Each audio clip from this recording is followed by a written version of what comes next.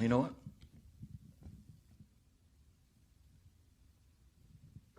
I'm not leaving. I'm not leaving. I'm not fucking leaving!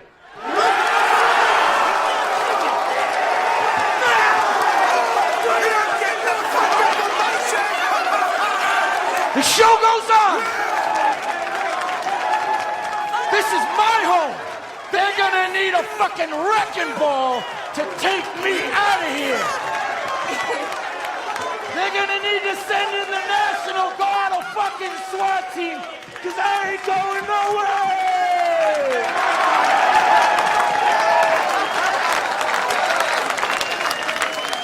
Fuck them!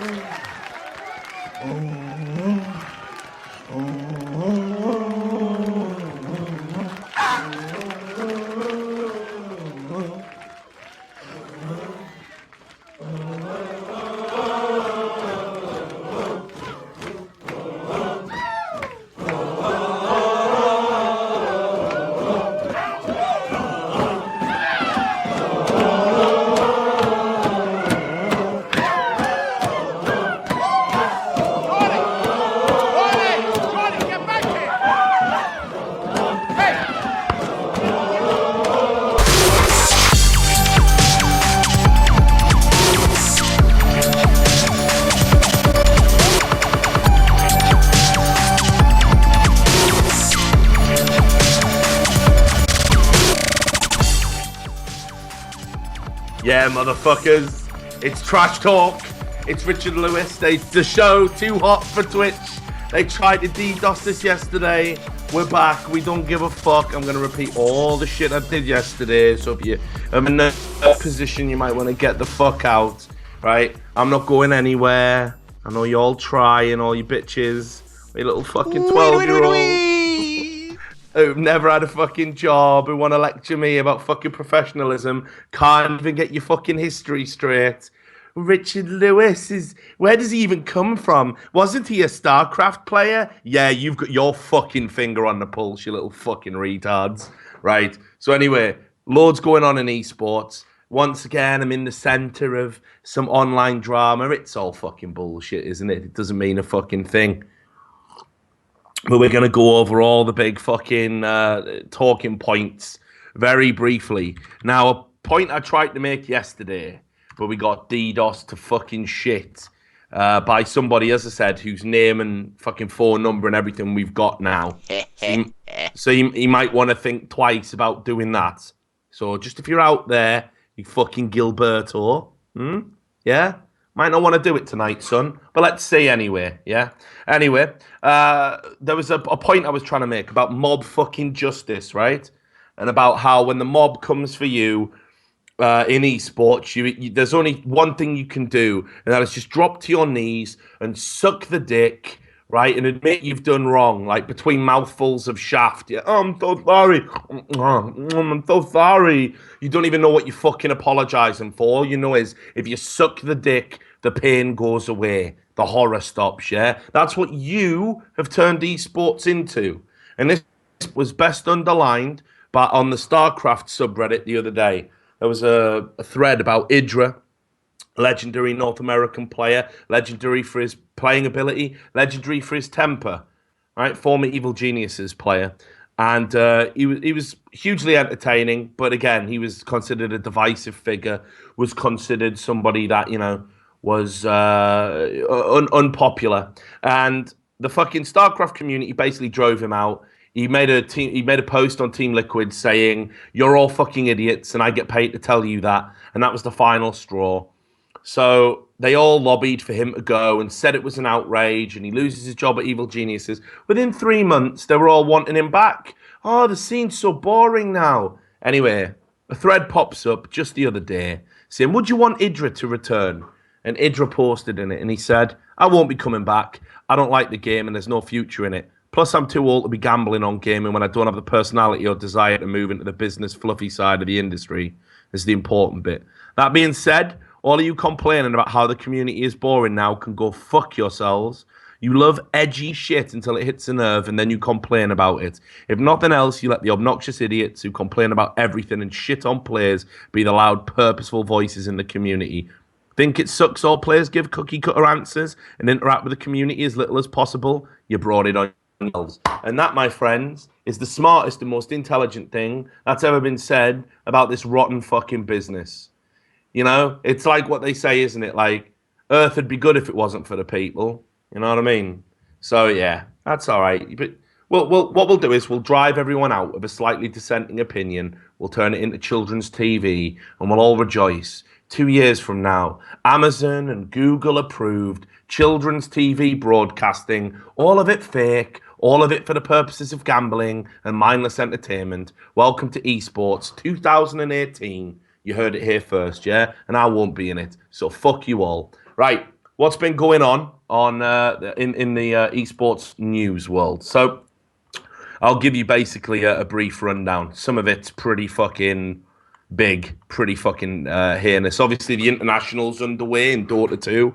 $18 million being passed out. Be nice for CS to get above, in my opinion. But regardless, it's been a pretty polished event. Red Eye stood in. Even he got some negative threads for making jokes about French people surrendering or whatever it was.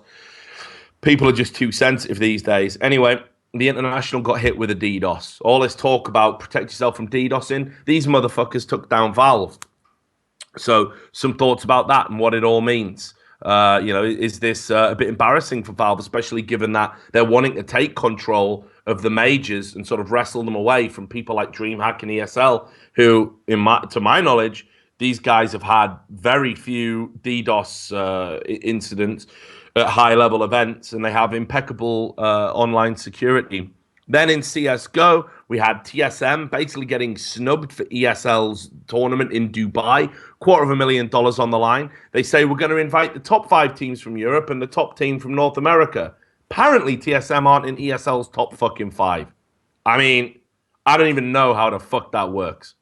Because there's not one top 10 ranking in the world that wouldn't have TSM. At least at number 5. I mean, the mind fucking boggles. They got NIP above them. You know, it's just unfucking real, considering they've won like 4 tournaments out of the last 6 ones they've attended. Anyway, so ESL, to counter this criticism, they release a fucking top 10 ranking showing exactly, a top 79 ranking actually, showing exactly how they did it mathematically. It's all bullshit. None of it makes sense. There's inconsistencies in there and everything else. So I'm sure some people out there have some opinions about that. Moving over to League of Legends, Trick 2G was banned from Twitch.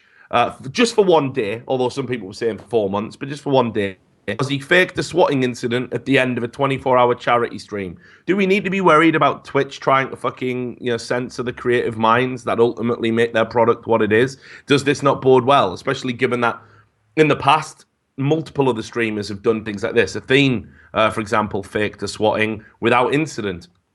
Do you have any opinions about that? Of course, Twitch Trick is back now, and he's laughing straight to the fucking bank.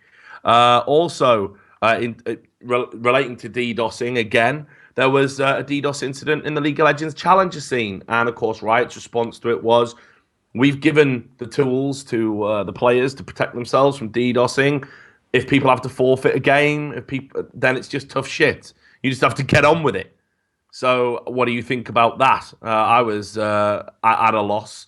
And then probably the biggest news of the League of Legends thing was Riot released a fucking statement, a blog they called it, called Riot Please, basically saying, get fucked if you think you're getting replays, and double get fucked if you think you're getting a sandbox mode. And they made up these crazy fucking excuses as to why you can't have a sandbox mode. Like, it's toxic, it'll ruin the game, it adds another layer of potential bullying, all of this shit. And basically, it just boils down to one of the most disgusting, dismissive statements to their player base I've ever seen them make. And when you consider we're talking about Riot, that's unreal.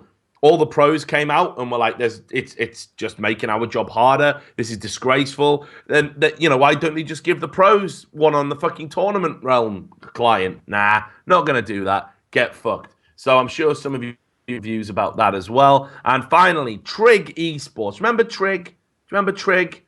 Trig were the company that said, we're going to run 3 events a year in Dubai in a stadium that we're going to build.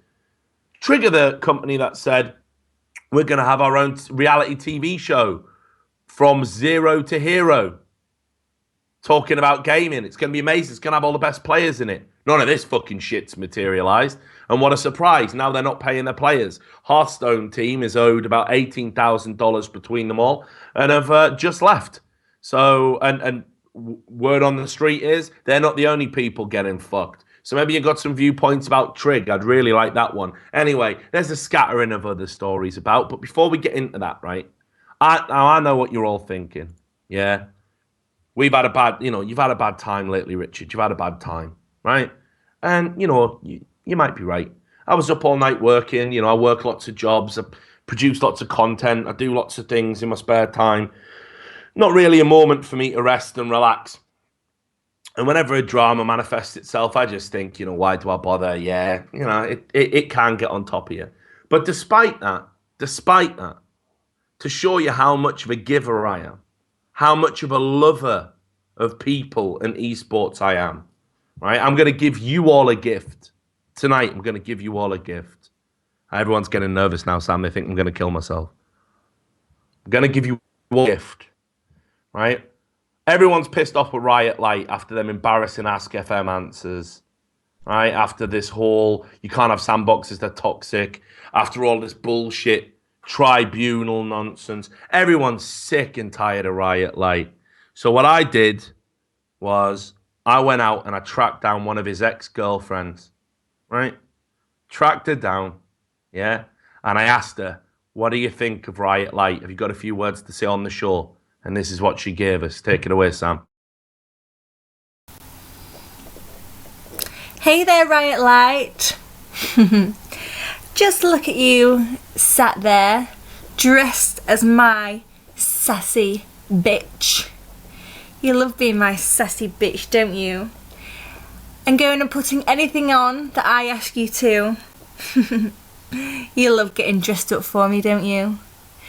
You have to do it, because you're no kind of a man, are you, Riot Light? Not with your little dinky winky penis. Little worm who you're never going to satisfy anyone with, are you? No. Not with that eeny weeny little dick. It's pathetic. A worm or a maggot is bigger than your little dick. Anyway, a little birdie tells me that you are scared of being toxic. Oh, you're pathetic. Now get off my screen. There you go, everyone. You couldn't say it because you would have got banned, right? But I've given you the power to live vicariously through this wonderful woman saying what we all think and all believe in our hearts. I am your God. Yes. There you go. My gift to you all. And understand, right? Like, serious. The safety's off between now and my last fucking day in esports. The safety is off. We don't give a fuck anymore. I can't give a fuck anymore, right? So, with that in mind, this young is Samus, just the beginning, cunts. with that in mind, where is my caller, Sam, and what the fuck do they want to talk about? Right, first we have, let's go with Jay Boyce. Supposed to have him on, I think, last week. And he wants to talk about the ESL. Wait, did we already have this guy on, Jay Boyce? Yeah, we've had Boise on before. I don't mind. We can go again.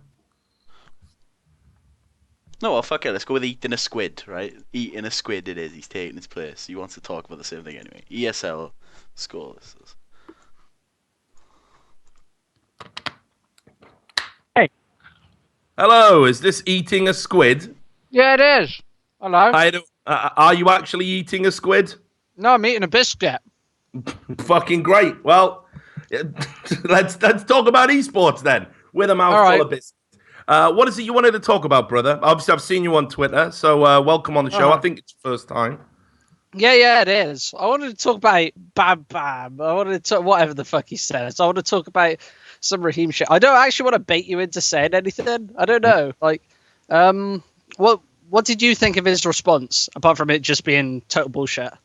Well, I mean, look, man. The response ultimately was what I expected him to do before I even went on the show on Wednesday to talk about it. Actually, because he made it very clear when he was talking to me and Henry that hey, he was like, if you want, I'll go on this social media and tell everyone what I really think. Like he was just basically blackmailing. I thought he us. was in the call right there. Yeah. But it's That's like, brilliant. yeah, but like literally, like that was basically what he did to me and Henry. We were just like, what the fuck? Like, all we wanted him to do was just tweet out, like, no one's being bullied. Let's just get on with the show, because this is what I find really sort of ironic. Everyone's saying, hey, man, it's a team effort. You shouldn't bully people. There should be camaraderie there. Well, right from the get-go, like, Rahim fucking put everyone in, like, a weird mood. Like, part of the thing I left out yesterday, the day before, no, it was yesterday, was that we were, the very first get-together, we all had a talent, like, as people were arriving. Rahim came over and went to DDK and shook his hand and said, you'll be casting with me. I am really sorry. I am shit. We're all just like, what the fuck is this? So we then sort of started, no, man, it's going to be great. Like, we've already been talking about it because we had, we were like, we think you and DDK is going to be a real good match. We think it's going to work. That's going to be the best for you, But we even said right at the get-go, it's a take TV event. It's a take TV event. So, it doesn't matter if the casts are bad. Yeah. It's as long as they're entertaining, right? Yeah. That was it. That was the mandate. TTV casts were fucking brilliant. Like that whole chillax style of casting. Where it's like everyone's got a beer in their hand. That was awesome. It was so refreshing to see just not such a butter-dump cast. Yeah, so that was what we wanted to do. So, look, I read the response today, obviously. It served its purpose. It made it onto the fucking front page of Reddit. He'll be sat there now fucking loving it, look, Richard is a liar. Like, there's so much stuff in his fucking statement that aligns perfectly with what I've said that it makes you wonder why he's even mentioning it in the first place. It's almost as if he's like, fuck, I need to explain away these things. But the bottom line is, it just comes down to the fact that if you go to an event, right, and you work an event with a fucking team, with a group of people, you've got to make it work. If at any time the people at home can realize that something is wrong, it's you that's fucked up. The amount of times, like, to put it in perspective, right, I did the ESL 1 Cologne Major where I was announced as an analyst, right, which just immediately Reddit blew up and Twitter blew up about that. He can't be an analyst. He doesn't know anything about the game. He's never played at a pro level. Oh, my God, Richard Lewis is shit. So they had me doing that, right? And I literally flew out there from my best friend's funeral after he'd hung himself, right? And I sat in that chair, and did anyone know anything was wrong with me? Did anyone know that I was sad or upset or angry? Did my mind wander? Did I at any point say to fucking Scoots, oh man, I'm kind of a host, you're kind of a host, this isn't working, I'm having to analyze alongside like a legendary in-game leader like Sean Dares or whatever. Like, at any point did I raise any objections? Was I anything less than professional? Nah, of course not, because the show's got to go on. So even the fucking bitches that are sat at fucking home, right? The bitches that are fucking sat at home talking about how professional I am and what a cunt I am and how shit I am at my job, I didn't even let that get to me. I didn't even go on Twitter and fucking flame anyone. And you can ask anybody there. I didn't even go out to the after party. I was pretty fucking inconsolable. I was pretty fucking exhausted. But at no point did it show on the fucking broadcast. And anyone who says, oh, how convenient, he's just making this up now. It's well documented. I've talked about it in other interviews. I don't mind. My life's a fucking open book. I've got nothing to hide. I'm not the one lying on fucking Reddit for brownie points. You know what I mean? For the last 10 fucking years, I've been the guy who's had the fucking nuts to tell the fucking truth about this shit business and everyone in it. I was getting shit on in StarCraft for saying Day 9 was fake as fuck. Everyone came around to that way of thinking. I was saying iBuyPower were fixing games. Well, it's just you're ahead of the rift. Like, people haven't got to the stage where you're thinking yet. Because, like, everything's so buttoned up in esports, and everything's becoming more and more buttoned up, especially with ESL casts and everything, which is just like, they almost seem fake. Like, I know that's probably an unpopular opinion, but all of their analyst desks and everything people aren't saying what they're thinking. Maybe Natu was actually today, but they just seem so fake. Have you spoken to DDK or Henry G since the event? Are they going to make an open statement? The thing is, like, okay, so again, in the idea of full transparency, right? Because I don't give a fuck. As I said, I don't care anymore, right? On the last day, like, I even said to all the guys, I said, I'm probably just going to go on by the numbers and talk about this because I don't think it's fair. I'm being labelled as a fucking bully. That's a fucking brilliant show. That's a brilliant show. Thanks. I'm glad you like it. I'll pass it on to Duncan.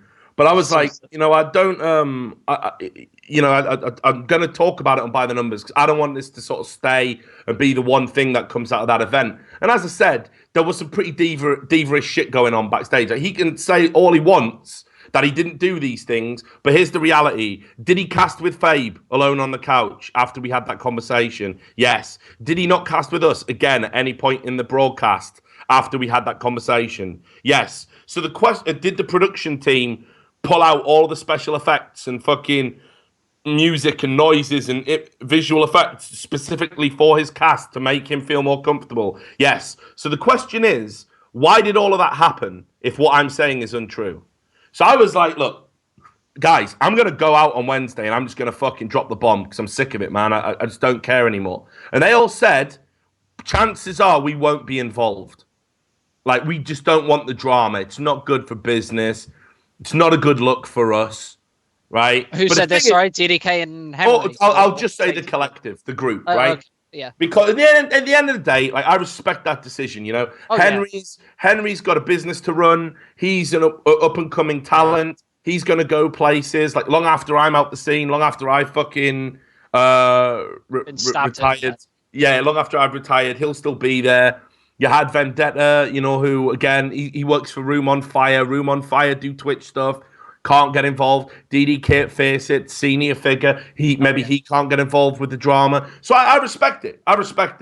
But they all know exactly what went on, right? And put it this way, I'll admit I might be a little disappointed if they don't come out and clarify it. But equally, I respect it. They can go whatever way on this they want. I know, my conscience is clear. I don't lie. It would be ridiculous for if you think about it, right? So for 10 years, I've carved out this status in esports as being a truth teller, and I'm going to throw it all the way over some fucking pointless beef with something Rahim that you didn't have to say anyway in the first place. Yeah, exactly. Like, why the fuck would I do that? Makes no sense. So people aren't even applying logic. But then again, mob mentality, mob rule, it's never logical. So basically, I've said, I've said to the guys, whatever you want to say it. But it's happening on Wednesday. I'm going to say my piece. I don't give a fuck about the consequences. You can do whatever you want. Now, as I said, I'm not really disappointed that Rahim was lying. I knew exactly the type of person he was when he said he was going to go on social media and throw us under the bus after he read that Reddit thread. I mean, he even lied to us in the meeting. Like, we saw him checking Reddit. And then he said to us in the meeting, I haven't seen Reddit. What are we talking about? I went, motherfucker, you've been on Reddit. So I didn't say that because I was being super nice and super diplomatic. In fact, the recurring phrase throughout the meeting was, look, Rahim, dude, that's the last thing I wanted. If you're feeling bad, I'm really, really sorry. All I want to do is make this cast work. Tell me what you need to do your best. And then that's when we get into the demands territory. I need to be casting with 2 people. I'd like to do it with Fabe. He said he'll do one with me. I don't want to have 2 analysts there. I don't want to work with you and Henry, or I don't think it really worked with DDK. I don't want to, I think he was all right with Vendetta actually, but I think Vendetta just couldn't be bothered. I don't know. But the bottom line is that was the choice we were in at that moment. It was like, we can have this drama that's on Reddit spill over and fuck the whole show, right? Or I can fucking sit there and swallow pride like a little bitch. We can give this guy what he wants, get to the end of the broadcast, and then, at least the people at home have had a good show. Now, that for me is being a professional. But again, I guess everybody has it differently, yeah? Didn't I say a bad thing on Twitter once? I must be a cunt. So this is what you're up against, you know? Like, people don't understand what it's like to do a show. They don't understand the mechanics of what it's like to do a show. They never understand that, like, with me and Thorin, what you see is what you get. So you either like it or you hate it. But there's so many people in the scene that wear masks, and all they're really fucking bothered about is, you know, like, how can I make the most money? How can I appease my fans? How can I have the most status? They're not bothered about just telling appeal the to the It's just pandering. It's just pandering. That's all it is. So basically, that's what went down. Like, I don't know what your thoughts about it are, but I think it's hilarious because it proves everything I was saying. Actually, my whole point was that if you fucking, you know, you can't speak the truth about how people are, how people behave. You can't say anything. Otherwise, the mob will come after you. When the mob comes after you, they're super fucking unreasonable. The one thing I find fucking hilarious about the mob is the thing that they were drawing back to was the like today specifically was the Alpha Draft show done last night, and they were saying that you were like bullying Rahim or whatever on that show last night, where you didn't really actually say anything against him. It was all. I've still not seen a timestamp, mate. I've still not seen a timestamp. I'm waiting for this. That's because there isn't one. I'm waiting for this. I've said to everybody who's like, you can tell on this VOD you're bullying Rahim. Link me to one thing. Link me to one time I talk over him. Link me to one time I say anything that isn't encouraging. Yeah, even outside the event in the Alpha Draft podcast, like you didn't really actually say anything which was even really like massively against him. You're just like reciting a story. But I said on air. I said on air, mate, this is your cast. If you ever want to interrupt us. Like, you're in charge. Said it multiple times. Me and Henry were only there so it didn't go wrong. We were tired. We didn't even want to be on the sofa. We were fucking tired. You know, Henry had fucking jet lag. He didn't. None of us wanted to be casting an extra game over what we'd done. Well, we saw him sleeping on the sofa at the end of the show. Exactly, mate. So, you know, it's fucking. The whole thing is retarded, and like, you know, everybody's bored of talking about it. I only fucking went on by the numbers, like, not to stir up hate, but the fucking truth had not been clarified at any point. The truth had not been put out there. And I fucking hate that. I hate the idea that, you know, maybe everyone thinks, hey, Rahim's a great professional to work with at events. Let's hire him again. You know, if you were to ask anybody at that event, would you want to work an event with Rahim, right? And I'm talking about all the talent. The answer is no. Now, there's a fucking reason for that. And it's just that simple. You know, I can't think of anyone that's ever said after working an event with me, I never want to work with Richard Lewis again. Yeah, plus that's your job. You're an investigative journalist. Like, it's your job, and like, it's your job to put that information out there and like let everybody know. It definitely wasn't my job. It's fuck all to do with my job. In fact, you could argue it's super malicious. But as I said, I'm fucking sick and tired of people getting a free pass. Somebody's got to do it. Because they just have because if you didn't do it, nobody would have done it, and then nobody would have known what he's like. Like, this whole thing, like, wouldn't have blown up. Well, this whole thing wouldn't have blown up at all. No one in the community, like on a fan level, ultimately gives a shit. People don't like it when you fucking point out exactly who people are. They want to believe in the idols, the icons. He's some just classic guy who's just shouting bam bam. Yeah, that's what they want to believe he is. Actually, this is a fucking guy who's like my age, claiming he's being bullied by me. A guy with kids, right? The idea that I'm the puppet master pulling his strings, right? Who basically threatened to blackmail us in the whole fucking event.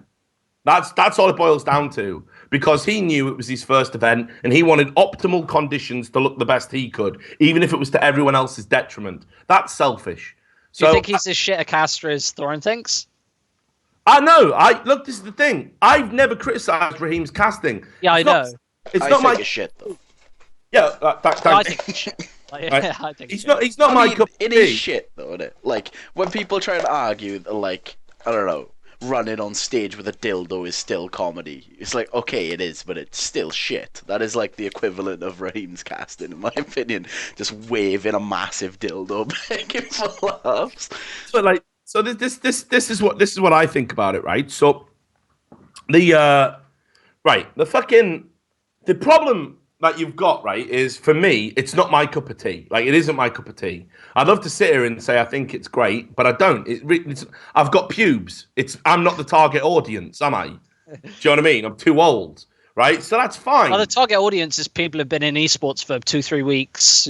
But again, that's not even necessarily a bad thing. Anything that gives like new people something that they can appreciate immediately, that can be a really good thing. It prevents one barrier to entry. If your first CSGO stream is something that's really super technical and dry, I'm pretty sure you're not going to enjoy it as much as if you're watching some guy making fucking bang bang noises with his mouth. You know, like, that's just fucking normal. And I've got no problem with it. I've never said I've had a problem with his casting. It's definitely not my cup of tea, but I'm not his target audience. There is a place for him, right? Clearly, with how he handles how events work, it's not at events, right? But there's still a place for him. I wouldn't want him to, like, right, if you want to hire Rahim, obviously I don't want people not to hire him. I think taking away someone's livelihood is a terrible fucking thing to do, and that's not what I'm trying to do. But equally, sending him to an event is fucking disastrous for all the other talent that have to I don't think he's going to get hired for like any serious event. Like, Take TV is like the only event I can think of who would hire somebody like... I can't think of any other event that would hire somebody with that sort of style of casting. I don't know, can you? I don't think there are many events on the calendar out there. I don't know. I guess it depends what you're going for. But ultimately, as I said, I've got respect for what Rahim does. I made a point of this.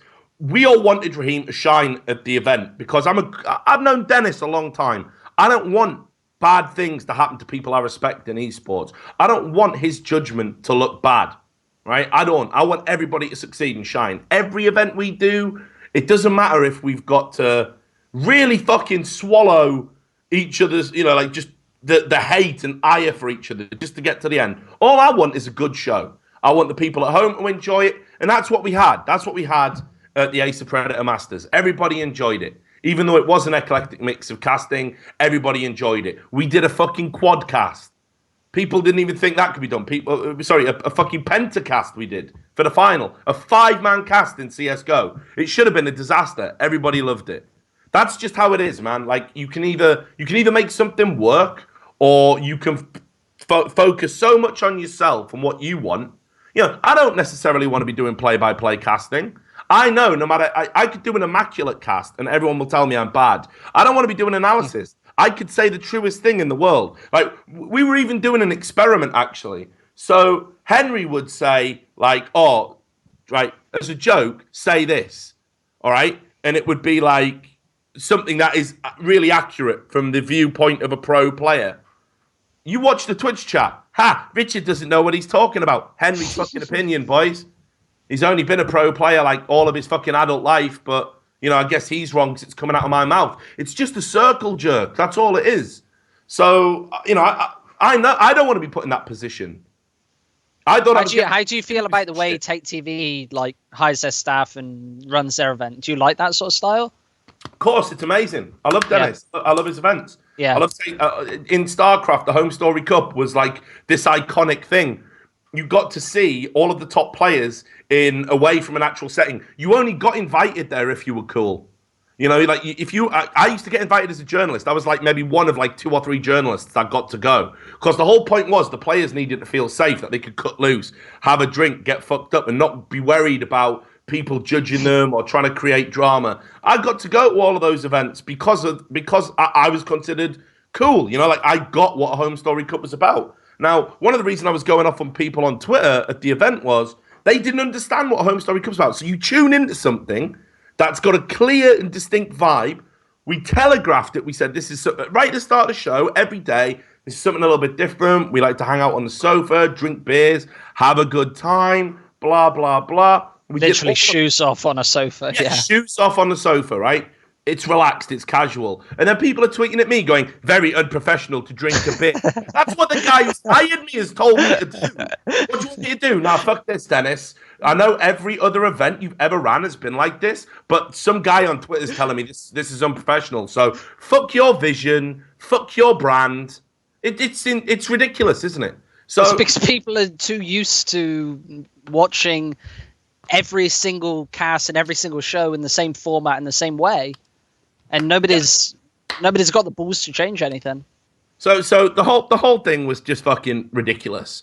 And look, I knew when I said what I said on Wednesday, it would piss off all the little 12-year-old Rahim fans, and I'd have to deal with like a week of shit. But every day is a day full of shit in esports. That's how it is now. The fucking kids, there's too many of them. The mobs took over. They've got their own Twitter accounts now. They're constantly on their mobile phone, even when they should be learning how to fucking read in school, yeah, and actually go somewhere with their lives. And they just get you. They just bombard you 24/7. And I'm not the kind of guy who's going to just block. Actually, even if you block them, they go on Reddit and go, "Oh my god, look how unprofessional this guy is for blocking me." As if fingers in my ears is the same as a hand over their mouth. I'm not even allowed not to listen to them. I think I'm even being called a racist by the Twitch chat. So basically, that's the situation. Anyway, look, mate, I don't want to labour the point. Right? I said my fucking piece. I don't really want to talk about it again. I want to thank you for coming on. Enjoy the rest of your biscuit. We're going to get on to another caller. You take care, mate. Thank you very much, man. Nice talking to you. You too, brother. Fan. Thanks a lot. Much love. So there we go. I think the numbers will drop now. I think Bam Bam is here. Bam Bam's fans are here. Shut up, Lewis. So anyway, nothing more to elaborate on. That's the show. I didn't know that caller was going to talk about it. It wasn't brought up. If it was down to me, I wouldn't talk about it. So let's move on and talk about something else. What's the next caller and what did you want to talk about, Sam? Right, next we have Drew P, and he wants to talk about the very apparent need for an independent regulatory org for the professional CSGO competitive scene. So basically like a union in CSGO. Excellent. Hello, can you hear me, brother? Hello, can you hear me? Yeah, I can, man. How are you doing? You all right? Yeah, I'm doing pretty good. How are you? Yeah, not too bad, mate. Been a fucking busy day, but you know what I mean? Fucking, that's just par for the course in esports. So this is a subject that's actually quite close to my heart, and I got lots of points to bring to the table, I hope. But Drew, I'd much rather start with the point you want to make in regards to this. So take it away. Well, it's kind of a multi-point thing, but the main thing that I noticed was during your alpha draft with Thorin, you were talking, or he was talking more or less about how biased and spiteful it was with the tier system, and just kind of fucked up. So, well, in what way? Why do you think that? Well, he laid it out pretty simple, but pretty clearly. I mean, the fact that, you don't have these players, so you're not going to be whatever the tier's name was, Grand, I think it was, or Tier 1 or Tier 2, just by nature of how ESL works, they're going to get it. Well, and of course, the other thing that they had was the prize money as well.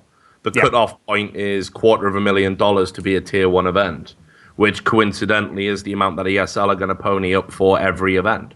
Yeah. Almost as if it's like, hey, if you're not like us, you're Tier 2. I think that's like quite a heavily implied statement. But ultimately, what I will say in defense of ESL is that if you have a list or a ranking system, it's yours. You obviously get to set the standard. You set the criteria. You get to say, what it's all about, right? So that's fair enough. I think where the problem enters into it is if that system is wrong, and then you're using that to basically almost like so you're using it first of all to select people for your own event, but equally as well, let's say based on that selection, you as a player, if you had an option to attend a super competitive event that was classed as Tier 2, or a not as competitive event that's also classed as Tier 2, and is going to give you the same amount of ranking points, then you're going to finish higher up in it. People might even start selecting what events they attend, predicated on climbing this ranking, climbing this table. I don't think that's beyond the realms of possibility. I know, for example, in StarCraft, people look long and hard at events because you get your WCS ranking points. If ESL's ranking system is like the de facto thing that gets you invited to ESL events, people will start looking at it and trying to game the system, I think. So I think it's problematic. I think there's lots of issues there. I mean, again, what are your thoughts about that? The I mean, you kind of just said everything I was about to say, but so I don't really want to parrot that too much. Okay. But well, you had a point about player unions, so I'm kind of wondering how we sort of merge these two topics together. My main thing was that kind of players, if you look at all the entities that are involved with tournaments, such as the tournament org, the sponsors, the viewers, the players have all the power. If 3%, or not 3%, 60% of Fnatic decided, okay, we're not going to go, and then TSM all said, you know what, we're busy with exams, and then NIP's like, we're also not going to go to this event. You lost out on a decent amount of viewership just based on the fan base those 2 orgs or 3 orgs have. Yeah, but I mean, but you say the players have all the power, but interestingly enough, I'm not too sure. I mean, I don't necessarily believe that. I think actually what would happen is that you would be held to contract by your organization, and the organization would say, we've got sponsors we need to give promotion to and exposure to, and you're going to attend this event and you're going to play that event under duress. So if players genuinely didn't want to go, I think they could be made to go, because an organization could withdraw their salary, terminate their contract. I'm pretty sure some of them have behavior clauses now, and you can be fined a portion of your salary. So I actually look at CSGO, and I think the players don't have a lot of power, honestly. Well, I mean, in an optimal situation, they should. Like, with a player union, with someone who could step in and say, this shit that you're pulling with no salary, or this shit you're pulling with them having to attend this, even though it's clearly not a well-run tournament, whatever tournament may be.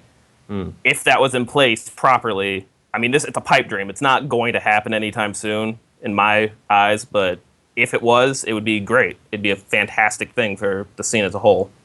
Yeah, I mean, I agree with what you're saying. It's just, I think at the moment, the problem we've got is, like, basically the power structure as it filters down is like this. So the investors and the super companies at the top, like say, we're now getting to corporation level in esports. Their money filters down into people that run tournaments, run leagues, LAN events, expos, whatever. The money goes there, right? And then from there, that money goes into the events and the organizations that have an obligation to people that are putting money into their organization, laterally, think sponsors, everything else, they need to get to those events. Okay, so they have to go. Now, in all of this, you've got the players. And a brand, the brand strength of a gaming organization, it isn't always directly linked to the ability of their players. Like, sometimes you can be a bad player but super popular, but for the most part, it's predicated on skill, how well you play, how many things you win, and that's what generates your fan base, and that's what generates exposure. That's what gives you a brand value. Now, those organizations have to be at those tournaments. Have to be, right? Because ultimately, that's where they're going to get the eyeballs on them. That's where all the Twitch viewers and all you guys at home are going to watch and fucking Get Right is sponsored by ISO monitors. Maybe I want to buy one of them, or fucking Shroud is sponsored by Logitech. I'll get a Logitech mouse. I'll be as good as him, right? That's what they're hoping. That's why players are all plastered up like walking billboards. That's how the money's made. That's what people are sponsoring. So if players went to a tournament and had a super shitty time, like a really shitty time, like, imagine a scenario like that's just really bad for them. Okay. Whatever it is, the hotels are fucking awful that have been put up for them. Maybe they're sharing one communal area, or there's no food and water, or the venue is like rickety and dangerous. There's live electricity like sparking up over the desks. It's fucking, whatever it is. If they go to that event and they say to their management, fuck that, man, I'm never going to that event again. Trust me, the conversation that's going to happen isn't the organization going, okay, well, we care about our players, and they stroke them on the head and they say, we'll make sure you never have to go to that nasty event that makes our sponsors get that exposure ever again. Okay? I promise you, it'll be okay. and then they go to ESL or whoever it is. Our fucking players don't want to come to this event. You need to seriously improve, or we're not coming. That conversation's not happening. This is the conversation that's happened. Player gets told, shut your fucking mouth, you little bitch. You're going to go and you're going to play in that fucking tournament, and you're going to play as well as you can and finish as high as you can and fucking show off our sponsors to as many people as you can, right? And ESL, or again, just using them as an example, right, just for the sake of argument, they're going to be talking down to the organization going, hey, if you don't want to come to this event, fuck getting invited to any others. Yeah, you want to make us look bad this one time, you're never coming to an ESL event again. Fuck you. Anything that's direct invite, you're on a shit list. Like, a tournament organizer would have that level of power. So it's the players in all of this are almost like fucking pawns. You know what I mean? Like, they're being used for their skills. The skills make money for an org. The orgs go to and they're almost giving like a brand strength to the tournaments. Bigger teams attend the tournament, blah, blah, blah. So it's this chain and this pyramid, and the players are at the bottom for me. That's what I see. Yeah, when you put it like that, and I very naive apparently when it comes to how the sponsors. You can't be wrong, Drew. So tell me what you thought. Tell me what your perception is as an outsider looking in. I was under the impression that the team orgs actually gave a shit about their players and like, oh, hey, okay, Shroud, you don't want to deal with this mouse or whatever, you want to deal with how this tournament's run, whatever problem the players might have, they would actually try and actively fix it, because there's very few players that can perform at the level they can. Like, they're somewhat of a commodity. I mean, there's players that are kind of close, but in the end, there's players like Shroud that you can't really match up easily. You can't find another Shroud just out in America or Canada or Europe. There's very little chance of him being out there. Yeah, but so I mean, this is what, and this is what I've said. This is what should give the players value. This is what players should be able to say to an organization, "Fuck it, guys, only one of me, right? Absolutely. You don't want to pay me? Fuck it, fine." But it doesn't work like that. These are kids. These are kids who are basically like eSports at the moment. Like, okay, so look at a real sport, yeah? If you're a basketball player or a football player, God, man, I've been hanging around with Thorin too much, talking about basketball players. I haven't watched basketball since fucking Jordan was around. Anyway, but if you're a professional sports person, an athlete, you get a salary that's commensurate to your skills and marketability combined. You have an agent that argues for every contract you get. You have separate endorsement deals that you're allowed to take, as well as your team endorsement deals. You have somebody negotiating your contracts for you, which are completely separate. It's not just a blanket team thing. Not everyone gets the same salary. Again, it's all commensurate to your value. Now, in esports, these guys are on a gap year. They're basically deferring college, university. They're deferring taking jobs in the real world.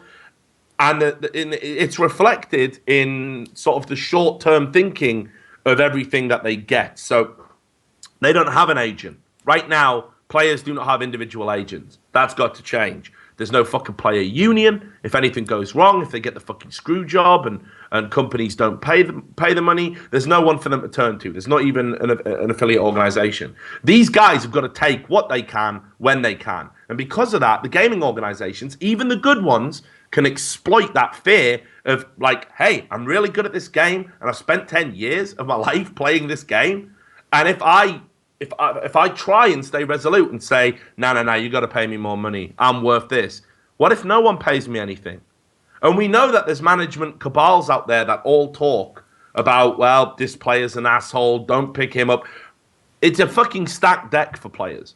It really is. And like, one of the reasons I've been so fucking passionate about trying to get a player union together is because there isn't anybody to protect them. They've got to do it themselves. And it's too much, man, because like everyone's coming at you, everyone's promising you shit, everyone's throwing numbers at you. People are telling you you're the best paid. Like, and that's the other thing as well. Like, so being the best paid in an industry, like, it doesn't mean you're still getting what you're worth. You know, like I could say to you, I don't know, like, fucking, I'm going to pay you £5 an hour. It makes you the best plumber on my street. But actually, if you just move fucking streets, you'd get, or you went and lived somewhere else in the world, you'd get something better. Like, being the highest paid is meaningless. And this gets bandied around a lot. Like, hey, we pay our players well. Yeah, but what you do is you pay them well to an industry level. You don't pay them based on what they bring to the organization. There's some, like, what's NIP without Get Right? And guys like Forrest. Like, seriously. These guys are the fucking brand. Now, I'm pretty confident there's players out there that don't have that same sort of brand strength or iconic nature that don't make anywhere near the same amount of money as them.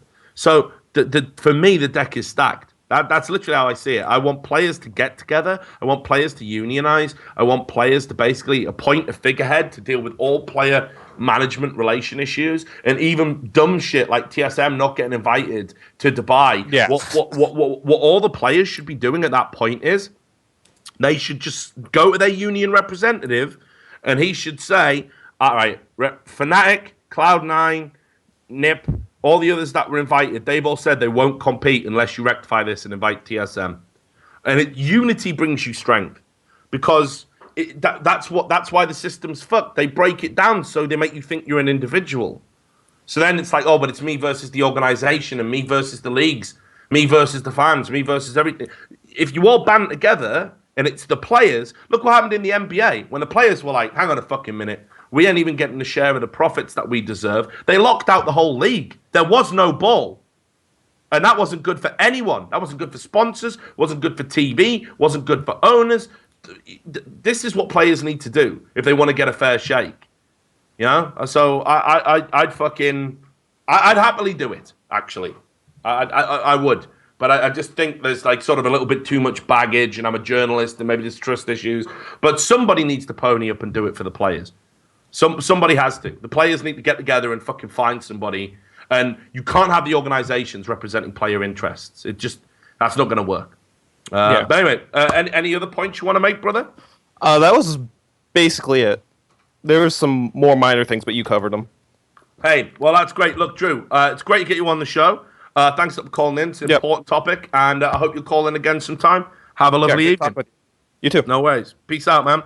Okay, so there you go, mate. Sam, I'll tell you. Why hasn't a player union fucking happened yet? I don't get it, man. I don't know. I think, when people usually mention union, they think of like when you say player union, you mean literally made of players, right? Like, you don't mean an independent board, which would need a shit ton of money and lawyers and all that. Yeah, I don't know. Literally just like joining together as players would be enough to do anything with tournament organizers anyway. Because if Fnatic, TSM, I don't know, Dignitas, three of those things, if they're all together, even just those three like holds shit tons of weight when it comes to CSGO anyway. Well, I've said, man, like, this is the bottom line for me is, like, first of all, it's got to come from the players. The players have got to be, like, unafraid. They got to reach out to somebody. They got to appoint somebody. They can't just keep deferring to their managers, because time and time again, it's the managers that are fucking over players first before we even get into anything else. Not every organization's like that, but fuck, if LCS has taught us anything, behind the scenes, every gaming organization is a fucking mess, even the good ones. Even the ones that we fucking think are like, yeah, that shit would never happen there. Yeah, it's happening there as well. There's like literally a handful of gaming organizations that are run like businesses and look after their staff all equally and everything else. But, someone's got to fucking put a stop to it. I have tried. I tried doing it through journalism, like exposing every bit of shady shit. But all that happens is the community mobs the journalist, not the company. They mob the guy. Hey guys, this company's bad. They're not paying people their money. Fuck you, I love that team. Why do you trash talk them? No, mate, listen, they're not paying people their money. That's important, yeah? You understand why that's a bad thing, right? You get that? Yes, but you are ruining the illusion that I have bought. Mate, just calm down. There is no illusion. They're not. The illusion is the illusion that they're functioning correctly and are paying players, and they're lying to you, and they're ruining those players' lives. And if you're a fan of the players, you should be on that. You are a bad man. Like, this is it. That is eSports in a fucking nutshell. So those motherfuckers that have fucking ripped players off, left, right, and centre, they get to skate, right, Even the ones that get caught, they just go moonwalk the fuck out of there. Pockets full of money. Like, yeah, we robbed everyone. To the banquet. We robbed everyone. See you next year, guys. And then they come back with a new brand and a new fucking shit logo that they probably stole off Google and a new fucking bunch of contracts that don't fucking mean anything. And they go and they get another bunch of players and they go, oh, it's different this time. Look, we got different investors. Have you heard of Face It, Reddit, Face Thing? They're sponsoring us. Look, their logo's on a website. It must be real. And everyone goes, yeah. And then I have to come along again. Oh, they're not paying players again. Why are you ruining this for us? That is the fucking shit right there. Like, the community, like, fuck me, dudes. Like, okay, you go after people like fucking Thorin for saying things you don't like on Twitter. You go after people like me for not having an attitude that conforms to your fucking daycare class, right? But when someone comes into the scene and robs a bunch of motherfuckers blind, but you know, they made a nice video. Wicked. So glad, mate. They did a nice video, yeah. That was a nice league. That was a nice tournament. Doesn't matter they didn't pay people 6 months' salary. They had nice jerseys. So players need to fucking unionize big time, man. Like, to stop this shit, because the community aren't gonna fucking help you. The community would rather watch 1,000 players just get lined up and fucked in the ass like but by a rogue company, like a fucking circus seal slapping on them horns, like arr. They fucking rather watch that than actually fix the scene, because they're invested in the fucking illusion, and that's all they give a fuck about. Not ethics, right? Not what's right, not what's good for the people that they supposedly admire. It's a fucking joke. Let's do another call. All right, perfectly timed with this one. We have Hayoko who wants to talk about Trig. Trig. Triggered. The good trigger. Hey, Hayoko, can you hear me, brother? Man, you already stole the triggered joke. Oh, sorry, man. I didn't mean to do that. It is kind of my show, but do you want to do it anyway? We'll pretend I didn't do it. Do it. It's fucking ruined, man. Fuck. Well, I'm sorry. I am an asshole. You should know that by now. So you want to talk about Trig? Let's do it. What do you want to talk about? I've got a good guess, but tell me. Let's do a timeline of Trig. Okay. Yep. So September last year, they enter the free market, essentially, right? The Frankfurt Stock Exchange. Mm-hmm. And then in December, they sign all of this talent. Who did they sign in December? A Smite team. I don't know anything about Smite, but apparently it's a decent Smite team. Yeah, it is. MC, a pillar of the StarCraft community. A FIFA World Champion, if you're into that. Mm-hmm. And then it goes on to sign Origin a little while later. Mm-hmm. Okay. And then they have all of this hoo-ha about this great series that they're going to make from zero to hero, none of which is materialized. Nope. No leagues, nothing. Not even links to the content on their own website, in fact. And they're supposed to be a social media company making a bunch of knockoff products of already existing better social media stuff, right? Mm-hmm. So you would think they would at least have links to their own stuff on their website, but they don't. No. So and what's up with that? Sorry, go on. What's up with MC anyway? I thought he retired, but they still say they sponsor him. Yeah, he did retire. There's a lot of talk behind the scenes that he wasn't being paid. I haven't been able to verify that. MC's too much of a pro to sort of take his shit publicly or go to a journalist or anything. I think it's that Korean attitude almost. But there were a few people saying that basically what drove him into retirement was that the money wasn't turning up. Now, this is where it got interesting for me. Now, I don't know if you saw this, but on April the 21st of this year, it was reported in industry magazine MCVUK.com, and we picked the story up at the Daily Dot as well, because we've been sat on Trig like a fucking mother hen, waiting for eggs to hatch and inside the eggs are fucking lizards that are just going to eat you from the asshole up, right? We've been waiting for that shit to all kick off. And it was announced that they were being investigated by the Swedish Economic Crimes Bureau.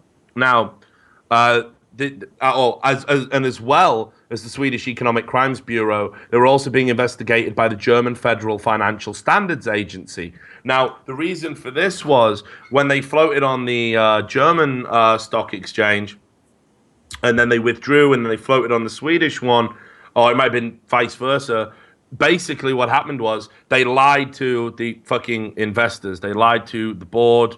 They lied to every significant investor. They said that their equivalent of like Facebook, their social networking site, was huge, that it had a database of more than 3 million members, that it was getting ridiculously high traffic, and then it just didn't materialize. Those numbers don't add up when they were independently audited. And what was really important about it was those lies increased the stock exchange value. It increased the value of the shares. So it was almost like a smash and grab. And this is why it's a financial crime, because if you lie publicly and you say, hey, invest in this company, we've got X, Y, and Z and all these great things, and look at all the traffic we got, and look at the return on investment you can get. And then I go, well, fuck it, that sounds great. I'll invest in that. And then people see that somebody's invested a load of money, and the share price goes up because, hey, if you're going to get a return, it's going to be worth it. So people keep buying. That's classic stock market fraud. And that's what they were involved in. Now, as things stand, Heyoka buddy, they actually, I think, are at the stage. I mean, they must be bordering on bankruptcy, because for some reason, the Swedish government is now paying the staff salaries. And unfortunately for all the players that were sponsored by Trig, that means that they're not covered. They're freelancers. So they're not protected under Swedish law. So Trig are fucking next level. But I'm amazed anyone thought for a second it was legit. Think about it. I mean, they said they were going to build a stadium in Dubai and host 3 eSports events a year there. In their first year? Yeah, plenty of free space in Dubai. Yeah. Well, yeah. It comes cheap. What's that? A company offering a massive studio space and then going bankrupt? Never heard of this before. Yeah, I know. ESGN. but you know, it's unbelievable, dude. Like I feel sorry for the players, but this is what I was just talking about on the last call, mate. That the same shit keeps happening, the same scams, and there's no protection. There's nobody that's saying to the players, like, you might want to look into this. You know, have you seen this report? Have you seen how they've moved? You know, you don't float on one stock market, then withdraw, and then go float on another for the most part, especially in such a short space of time. It's a really weird thing to have happened. So, anyway, getting back to you, man. Like, what do you think about, like, ultimately where this whole Trig thing is headed? Like, I mean, what do you think the fucking final chapter of this sorry story is? I mean, the League of Legends team, there's plenty of sponsors waiting to eat them up, so they're fine. But I would be jumping ship. Hearthstone team not getting paid. MC allegedly not getting paid. I mean, this sort of thing's happened before. I haven't heard anything from the League of Legends team yet. I mean, I haven't heard whether or not they've been affected by this. But I imagine that would be, you know, the nail in the coffin. Like, if it was true, if it was happening and they weren't getting paid, like, the most popular player, if you add up all the social media hits in his Facebook and Twitter and everything, if he was to come out and say, hey, Trig ain't paying me, right, paying my team, Origin, I'm pretty fucking sure that would be the nail in the coffin. Like, because, again, as we've seen, you know, what mud can stick. Like, they would have to pull out and maybe come back under another name. But I know, dude, to me, it looks like they were just a company that got a little bit of money. They thought they could sort of lie their way into getting some investment, and then they thought they could take that investment and get a quick return on it, and then everything was going to be okay. It's like, you know, I owe somebody $100. I've spent it. I say to you, give me $5 and then I go down the racetrack and I place a bunch of risky bets, you know, maybe all the horses come in, right? And I get to pay that guy back and you back and keep some money for myself. But the chances of that happening are so statistically unlikely that you would have to call it irresponsible. It would just be better to be like, look, you know, dude, I'm fucking in a lot of trouble. I'm real sorry. I need more time. They haven't done that. They pretty much just fucked everyone off. And as I said, the employees, the people at Trig, they're all covered. They're going to be covered for 3 months. So even if it is all coming crashing down, and people could even go to jail over this, you know, even if it does all come crashing, yeah, definitely. Even if it does come crashing down, dude, the players are still fucked anyway. Like the only chance they have would sort of be to make any debts public now. And then maybe whoever's auditing it or comes in to fix it all, in the result, Trig do go bankrupt. By making it known now, they might be able to have a claim. They might take their debts into consideration. But chances are there won't even be enough equity. There won't even be enough assets to liquidate to pay everybody off. And that's the fucking reality, because I've seen this time and time before. It's exactly what happened with ESGN. Yeah, they posted huge losses, gigantic losses. But they still inflated from £380,000 to £770 million in 6 months. Yeah. It's just insane. So I don't know. I don't think it bodes well, man. I think this is going to be another one of those great, glorious esports spectacular failures. You know, fucking meteoric rise, and then it's just going to crap the fuck out, like, you know, like an Apollo mission. So there you go. But anyway, look, dude, thanks for calling in. It was actually a real timely call and well done.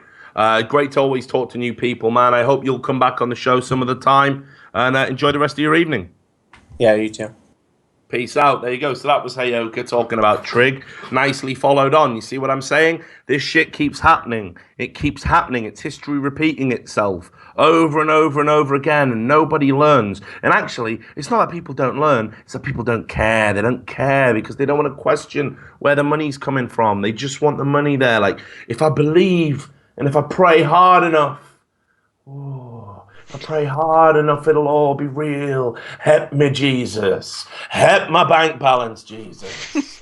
Help me, Jesus. And that's fucking everybody in fucking esports, man, that wants to get paid. That's why I never fucking put any stock in getting paid. I never talked about how do I get a payday? How do I earn fucking money? What dick do I have to suck? What cash cow do I have to fucking cut in half, right? You cannot fucking think that way because it's too short term. This industry's too fragile. It's had 2 fucking bubbles burst already, and we could realistically be heading into a third. Motherfuckers got to get their game together.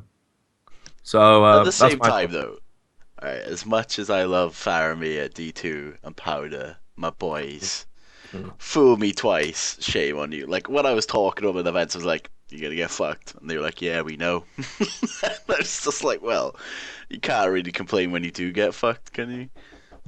Well, you know, look, I guess that's the flip side of the coin that we haven't talked about. There are some players out there that, they don't like to honor contracts. They don't like to honor agreements. They don't necessarily show loyalty. And you're right, you know, sometimes you'll see a player who leaves a good thing and they go on to what they think is going to be a better thing and they get fucked in the ass and you go like, ha ha, that will teach them. You do a little wheezy laugh to yourself. Little Mr. Burton's laugh. Yeah.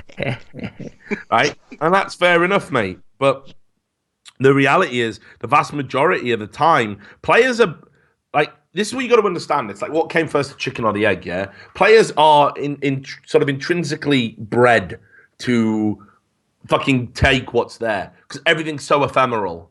It's like It's like being a player in esports, right? Again, think about it. You're a teenager or a young adult. You haven't had a very good job yet, so you haven't started a career. You've dedicated so much of your life to this game, and it's like being desperately thirsty in a desert. And you've just got a fucking dry mouth and all white spit around your lips. And then you see the fucking mirage. Yeah, you see it there. Water just glistening, a glorious oasis. If I could just make it over there with you, if I could just get to the oasis and drink the water. And you get there and it's just fucking sand in your mouth. And then you look over there and then it's like someone, hey, I have a bottle of water. I am from a faraway tribe and I happen to be just wandering this desert and I have spare canteen. And you go, oh, fuck. And you wipe the sand out your mouth. Please, please, please. And that's me, your brother. Now, when you get to a point where you've actually got fucking water coming out your ass, you're sat in the middle of Oasis, you know what I mean, drinking fucking water, and then a big sultan comes riding through the desert, and he's like, please, I will take you to a great city. You will have many women and many diamonds, and you will no longer have to live in the Oasis. You're like, fucking hell, well, I'm pretty sated now. My thirst's been quenched. Gonna go get my fuck on. I'm gonna go with this sultan, yeah? Right? And you get on board and you ride away, and it turns out the sultan was just a liar and a thief, and his clothes weren't real, and the jewels were made of glass. And then he stabs you to death. Prison death. And he leaves your corpse for the vultures. You should have stayed in the Oasis. But you're not gonna know that, man. You're just happy to be alive. You think, okay, I've got past one problem. What's next for me? There has to be something next for me. Players are bred that way. People put shit on the table, and it's like, you've got to sign this contract today.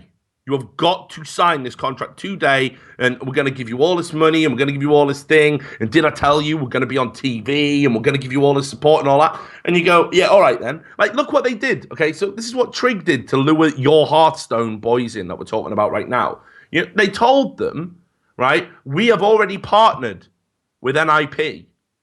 Right? And you will get the NIP branding, you will get the NIP shirts, you will get all the support to the NIP organization. Partnership's a lock. And because of that, you'll get invited to all the high-profile tournaments. So the players were like, heard Trig are dodgy, but if NIP are partnering with them, I guess it's all right, guess we sign it. And then it's like, afterwards, they're like, so when do we get the NIP thing? Yeah, don't worry about that. Here's the money, just shut up, yeah? And then they finally get around to having a fucking conversation with the representative of NIP, and they're like, what the fuck would we partner with Trig for? They're dodgy as fuck. We're from Sweden. We fucking know they're dodgy as fuck. And that's it. They just got lied to, man. They just got played. But you've got like this tiny little window to think about stuff. And all I can say is it's the classic adage of if it sounds too good to be true, it's too fucking good to be true. That's just it. Like, I mean, that's just the reality. And players don't get that, you know? Anyway, let's do another call. Who have you got? Okay, next we have Remerold, and he wants to talk about how TSM Legends and Liquid Rebirths are really just a way to avoid journalists and set their own narrative. Okay. Sounds interesting. Is this the guy you said he should be called Remeroid? Yeah. Last night. Should though. Hey, Remerold, can you hear me, brother? I hear you loud and clear, man. How you doing? Remeroid. Yeah, I'm not too bad, brother. I'm just saying, Sam last night when we were playing Rocket League, I think it was, said your name should be Remeroid, like hemorrhoid. I just want to say I don't endorse that view. I like Remerold. It's a bit of a mouthful, but you know, I like it. I like what you've done with it. Long may it continue. So let's talk about what you want to talk about, mate. Let's get into it. Lay it on me. All right. Well, I wanted to talk about. I've always had my eyebrows raised at these, for the lack of a better word, reality shows. That TSM, Liquid, they all do the Rebirth of Legends, and they do all these shows, and it just seems like a cop out to actually talking to journalists and having their stories under the discretion of an actual person. Yeah, they just sort of package it up. That's exactly what it is, actually. That is literally the purpose. I mean, first of all, I think we're all grown up enough to know, like, and maybe this is like going to be telling some people that Santa Claus isn't real, right? That's just a wino down in the shopping mall. That's just a homeless guy. He's working there for one day for $5, stinking of booze, wondering where it all went wrong, while a little kid sits on his lap and pulls on his shitty, straggly beard that reeks of gin. Yeah, there's no magic there. There's no Santa Claus.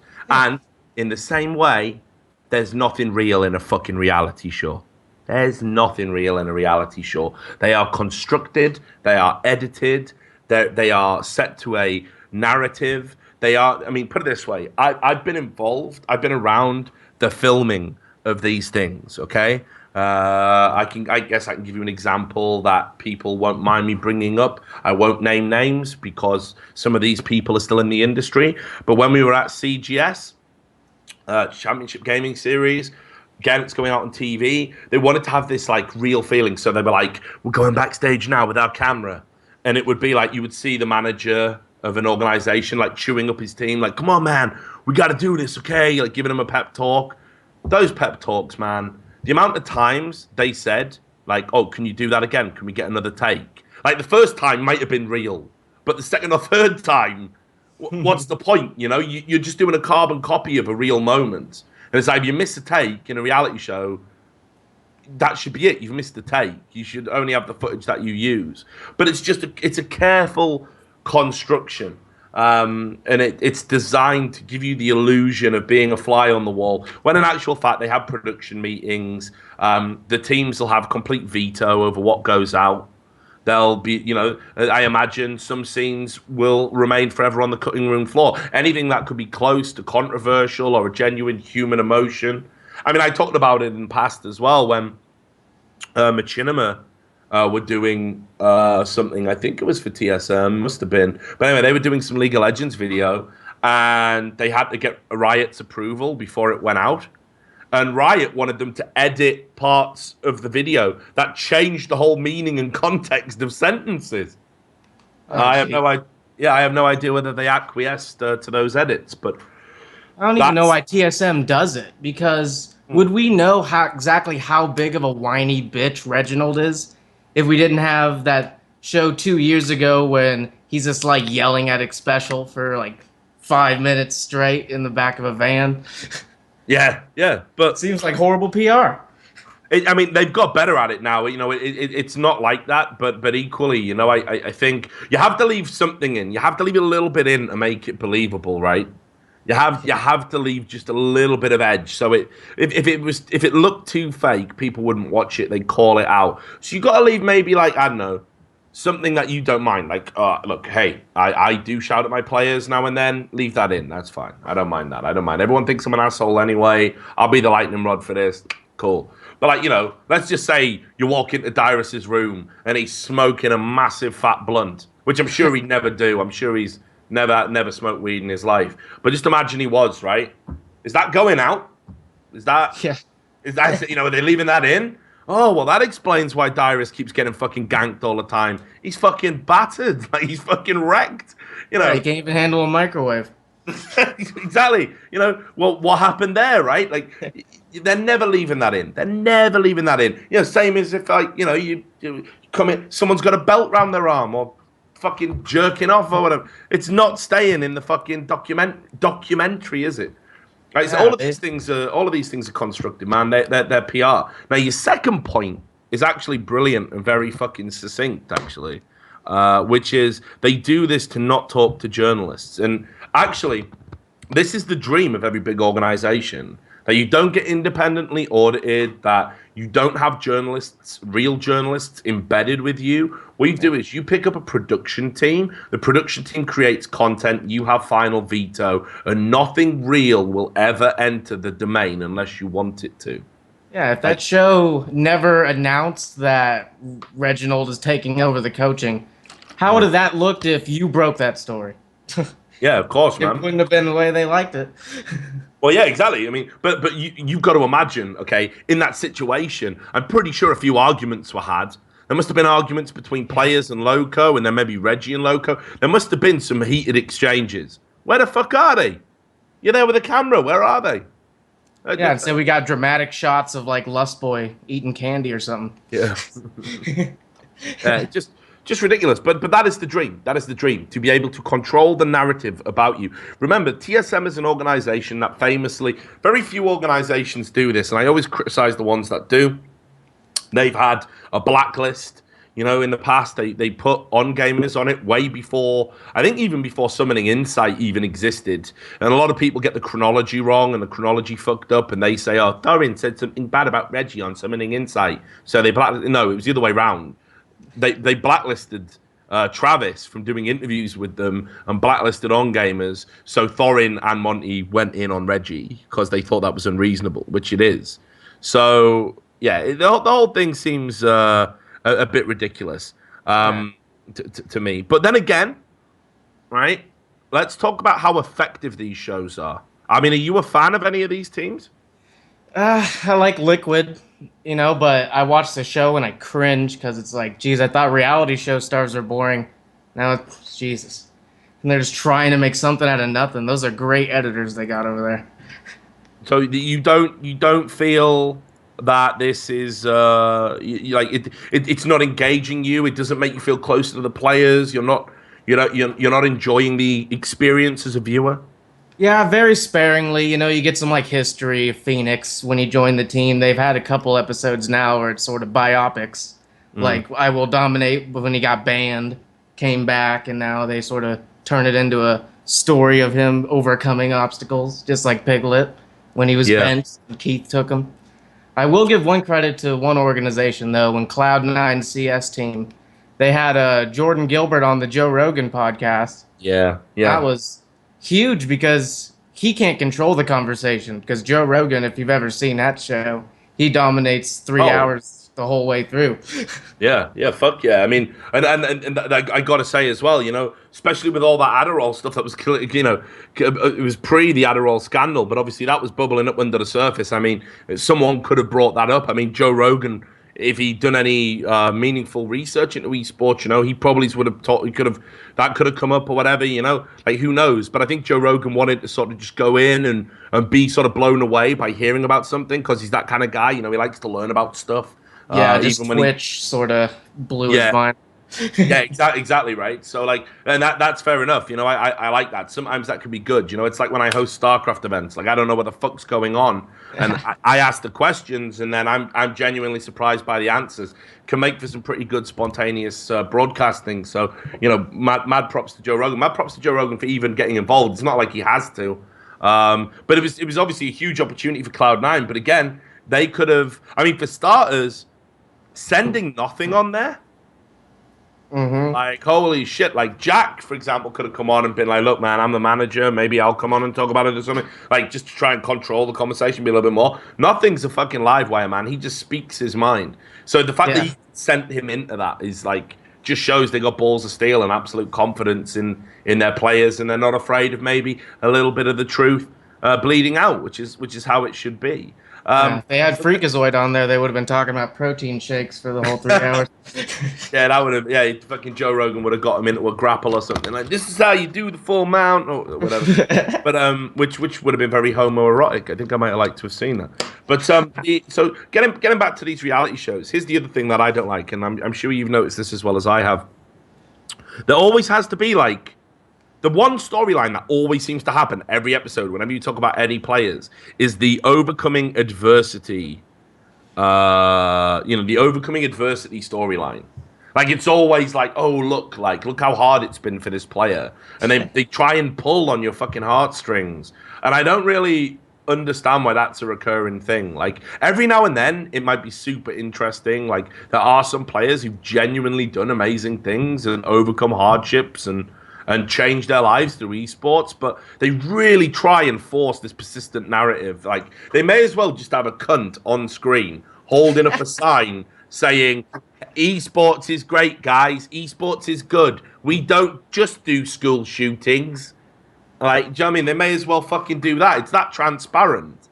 Again, and this goes way back. They did it in fucking CGS. Like, there was an Australian player who I know, Tegs, he stayed at my house for a while. Great guy.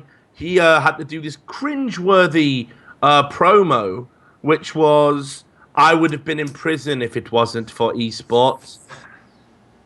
Like, no, you wouldn't, dude. Like, what the fuck? Like, yeah, I was bullied at school, man, and I was always getting into fights. That's everyone.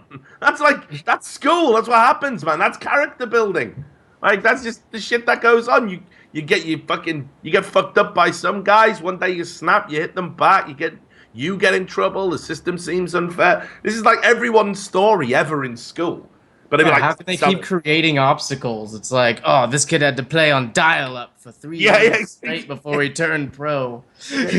He had to deal with 56K, and occasionally they wouldn't pay the bill, and But if it wasn't for my modem, I'd have gone to prison because I'm so badass. It's like, this can't be He fucking screamed in the public library day in and day out.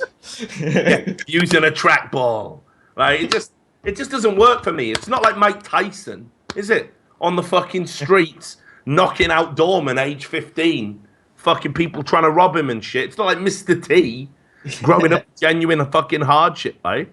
It's just ridiculous. So just as a final point, I mean, is there anything you would do differently? Is there anything you would change about these shows? Do you think people should just sort of stop them, or do you think that if you wanted to sign up to another season of this, like maybe TSM bring in someone independent to do it? Maybe we get like an actual TV company. Not that they're any better or any different, but you might think there might be a little bit more independence. It just seems like it's just kind of a cop-out. There's no real need for any of it. Any of their information, like, Riot's going to make... If they have an interesting story, Riot is looking to do those drive things every night. Just let them do it. It's going to be a preachy story, whoever's doing it. Yeah, true that. And that's what Riot love, right?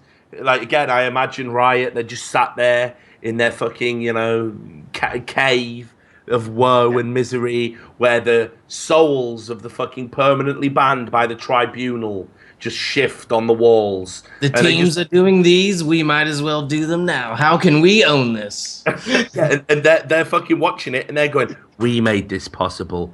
Not the players' talents. We made the game for them. We own them. We are everything. Like, this is just... Riot must love this shit. I wouldn't even be surprised, actually, if Riot had an input in it all somewhere along the line. They probably do. Even though these are independent brands, there's probably some fucking clause or something that says Riot have to have the finger in the pie. Because I can't imagine that behind the scenes of the team house they would ever allow that to go out into the public domain. So if someone can verify that for me, like some low-level fucking employee who just happens to know, either at the production company or within one of these organizations, hit me the fuck up because I'm curious. Anyway, dude, great to get your thoughts about that. I definitely agree with you. I think those shows kind of suck a little bit. I appreciate you calling in, and hopefully you'll call in again and won't change your name to Remeroid. Take it easy. No worries. Peace out, brother.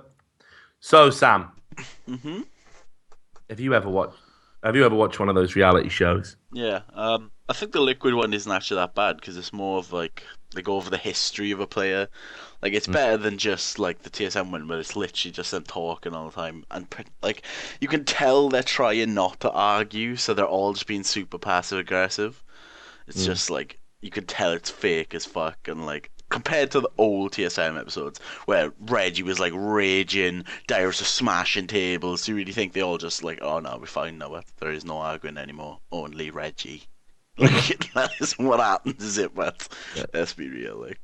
Yeah, I know. I never really understood it because, like, there was like, put it this way, like, I hear all the stories about what's going on with like LCS players, the fucking, the drugs, the drink, the fucking women, literally passing women around at parties and shit. You know what I mean?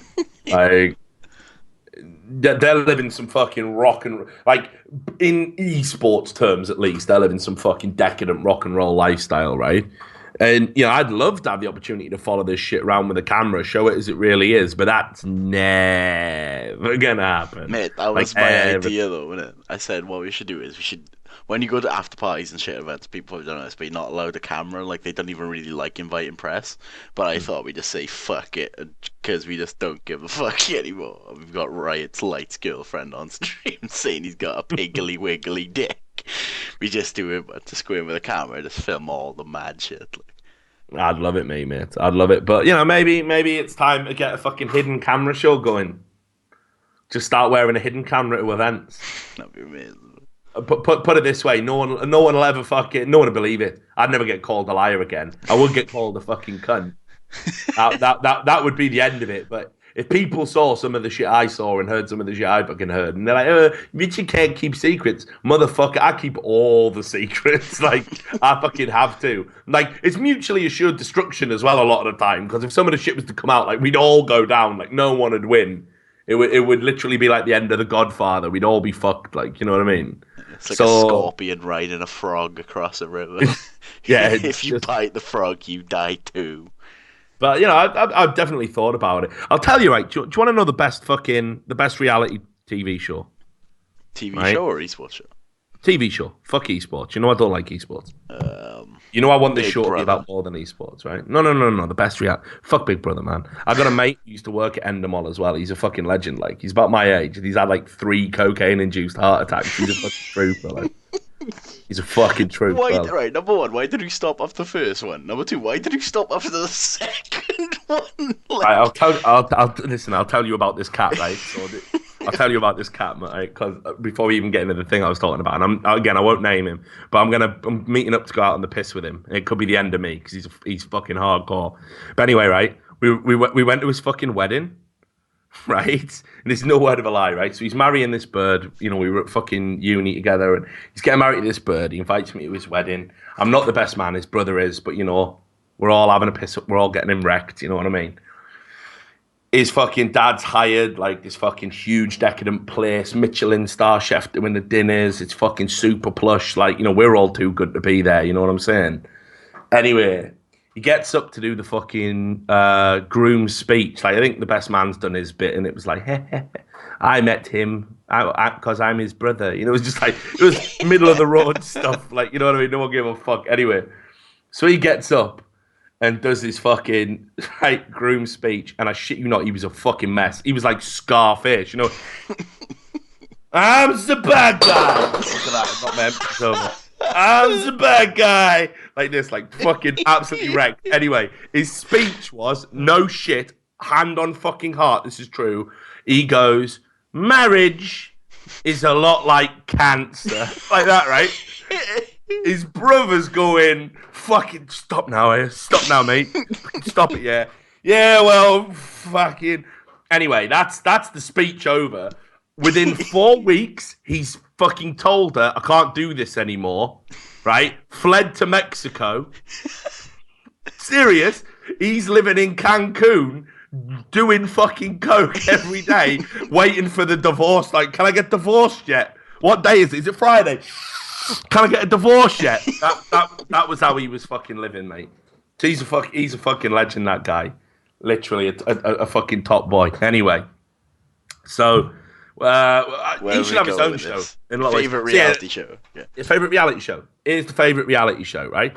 So it's fucking Gordon Ramsay's Kitchen Nightmares, bud. I like that show so much. Oh no, listen, right? What you don't appreciate the genius, though, like I do, right? Because I've read books on interrogation techniques. Have you ever read a book on it? Okay, well, if you've ever read about like body language and stuff. If you've ever read about the fucking Stasi and all these other people, like secret police. Like Beria, Stalin's chief of secret police, and all these other fucking fucked up groups, right? And even now, actually, the American military is still doing it. And Israel, obviously, as well. If you read books on interrogation techniques, Gordon Ramsay has obviously read the same books I have. Right? Because he does the same formula all the time. First thing you have to do is, you come in, right? And you're just an observer. You just sit in there, right? So you'll sit in the interrogation room and you'll be smoking a cigarette. You might even offer them a cigarette. Just neutral, just to establish parity and a rapport. And you'll ask some very basic questions and you'll just get them to talk, give their version of events. Typically at this stage, the subject hasn't been broken. So he'll be like, I'm not giving you anything but my name, rank, and number, name, rank, and number, name, rank, and number. And you just sit there and you just observe. And then you go, all right. Anyway. You leave them for a bit. You let it tick over in their mind. Yeah, what's going to happen? Ramsay does this. He goes in. He just observes. He has a bit of a dinner. That's fucking shit, that is. But he only says it to himself, right? Yeah. Goes to the waitress. Did you get tipped a lot here, dear? No, it's always empty, is it? Yeah, it's fucking shit, is it? Yeah, okay. Says nothing day 1. Day 2, he comes in. He looks in the kitchen, he gets under the hood, he watches how they do business. And this is what you do in interrogation. The next phase of interrogation is once they've had it all ticking over their mind and how bad it can be, you just come in and you just hit the motherfuckers hard. You just break them down psychologically. You've spent the first day watching what all their little insecurities are, yeah? And how upset they get at least thinks what their trigger points are, and then the next day you just fucking go in on them hard. So he'll just come in and go, your kitchen's a fucking disgrace. Where's your fucking pride? You fucking cunt. Don't you talk? And he just absolutely goes ham, like beyond the point of reasonable. Keep in mind, yeah, he's there as a fucking business advisor. They want him there, like, and he's going, you're a fucking disgrace. Get the fuck out of my sight. Your food is shit. Do you believe? Like, he just goes absolutely fucking mental, right? And eventually what happens to them is these people that just get fucking triggered so hard by Gordon Ramsay in their face, spitting on their face, like he's berating them. They just break down. They start to cry, oh, why is this happening? Why is this happening? Right. Part 3 of any good interrogation. You come in at the end as a benevolent figure, right? You come up to them while they're crying or while they've got their fingers missing, depending on how far the torture's gone. And you say to them, you say, look, mate, that was horrible, that, wasn't it? All that shouting. Yeah, all that noise. I know you want your business to succeed. I'm here to help. I'm here to help you, okay? Just let me help you. I want to help you. And you present yourself as this benevolent figure, right? And at that point, you're so fucking broken and weak. You say, oh, God, thanks, Gordon Ramsay. Please help me. Please get my restaurant. I put all my life savings into this. My family, my kids. Oh, God, Gordon. And he goes, yes. Just kiss this ring. Yeah, just kiss this ring. And they fucking go in, they French kiss. Oh, please. Just get me out of it. Just get me out of the hole. And then they take him out and they take him into the kitchen. Yeah. And look, it's all sparkling and spick and spark. And he goes, hey, we gave you a new kitchen. And we've got a new menu. None of your shit. My shit. You're my shit. Yeah. And we've got new uniforms for your staff. Aren't you happy? And again, the overwhelming act of kindness because you've gone from staring death and torture in the face. And what do they say at the end? Brilliant experience. Loved every minute of it. Motherfucker, on day 2, you were fucking, like, going at like fucking hammer and tongs, like, you wanted to fucking die, like, you wasn't, oh, love Ramsay, me. And then Ramsay at the end goes, and that's another kitchen nightmares. And he just fucks off out there. That's it. And then it's the exact same formula next week. It's the classic interrogation. Anyway, so point I wanted to make is, who's up for Richard Lewis's eSports nightmares? I can do this, Sam. What are you going to do? Just go into an organisation. Your jerseys are shit! You look like a fucking Sunday football team! What the fuck is this? Why won't your LAN run on time? ESL, where's your air conditioning? Where's your fucking pride? Yeah? I thought judo people have pride, Michael. Steven Gerrard wouldn't act like this, would he? Carmack, for someone who's sober, you're acting like you're fucking pissed, you cunt. You know what I mean? Yeah? That's a joke, actually. I love Michael. Everyone knows that. We all love Michael. Yeah? Richard Lewis is eSports nightmares. This is the kind of thing that can happen if we get a Patreon going, mate. Oh yeah, we'll have to talk about that at the end as well. What people want from it. Well, I think I was going to do one more call. I'll ask you: are there any callers that are going to talk about anything that you feel is pressing? Because if not, I've got to do another show tonight. I want to save a bit of energy. You know, it's been a long day. Blasted out 5,000 words in an article, so I'm a little bit beat. But is there a good call, like an absolute We gem? have Maxi Vlatev who wants to talk about the sandbox stuff, Riot Twift's ridiculous statement, and basically the PR shitstorm. We haven't discussed that yet. Is he a whitelist caller? Kind of. He's been trying to get on for a while, I think. Kind of a little bit nervous because his name sounds a little bit like a Rahim fan's, mate. Well, there's someone else who wants to talk about the same thing, actually, who I promise we'd get on. All right, do that then. Mark Anderson. Okay. All right, cool. He wants to talk about how Riot shit. Yeah, and sorry to the other dude. It's a bad day to call in, if you're with me. You know what I'm saying? Trust nobody, all right? That'll keep you alive. Anyway, Mark, how you doing, buddy? I'm doing excellent. How are you, Richard? Hey, I'm great, man. You're fucking chirpy. That's awesome. I basically sit at home all day, so I have a lot of energy. You know, I'm excited to be on the show. Thanks for having me. He's had a Weetabix and a wank. Yeah, fucking hell, yeah. This guy, exactly. This guy's had it all. Well, look, man, what a great call to end on then, because I'm getting old and weak and frail. So hopefully you're going to carry the end of the show for me, brother. So you want to talk about Riot and the sandbox mode? Obviously brought that up at the top of the show. I've recorded a video about it, which I haven't released yet. I'll probably put that out tomorrow. I've got to go to London. But fucking hit me with it. Hit me with your best shit, Mark. All right, well, that's a lot of pressure, Richard, so I'll do my best here. Basically, for the not-so-informed, they released the Riot Please post on their announcement page, which included, I don't know, what they're working on and what they're not working on, and to the detriment of a lot of the players, I would argue, is they explicitly stated they're not working on replays, and they're not working on sandbox mode, and not only are they not working on sandbox mode, but they do not support it, which was a really kind of a strange announcement, as I think most people would agree. And then after that, obviously, it got posted to Reddit, and then a shitstorm ensued because there's no logical reason that anyone could kind of deduce for why we shouldn't have a sandbox mode. Mm-hmm. And from there, Twiff decided he was going to, I guess, take the hit for Riot to explain why they would say they don't want a really important feature in the game. And of course, well, I don't know if of course, but it doesn't surprise me too much that it was about toxicity and player behavior, and which is kind of a scapegoat, as Riot loves to do whenever any pressing problem comes to the forefront of the community. So there was just a lot of back and forth on Reddit, minus 1,300 downvotes as I'm looking at the post right now. Correct.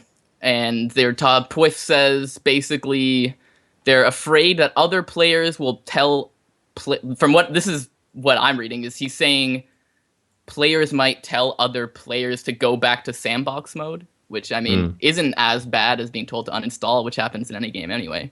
Yes.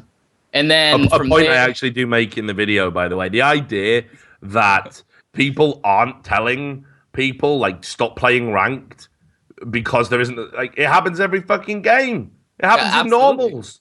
Yeah, I mean, in normals, exactly. They tell you to uninstall. In bot games, even when I'm trying to grind up a new account to 30, they say you should probably stop playing, which is it's interesting.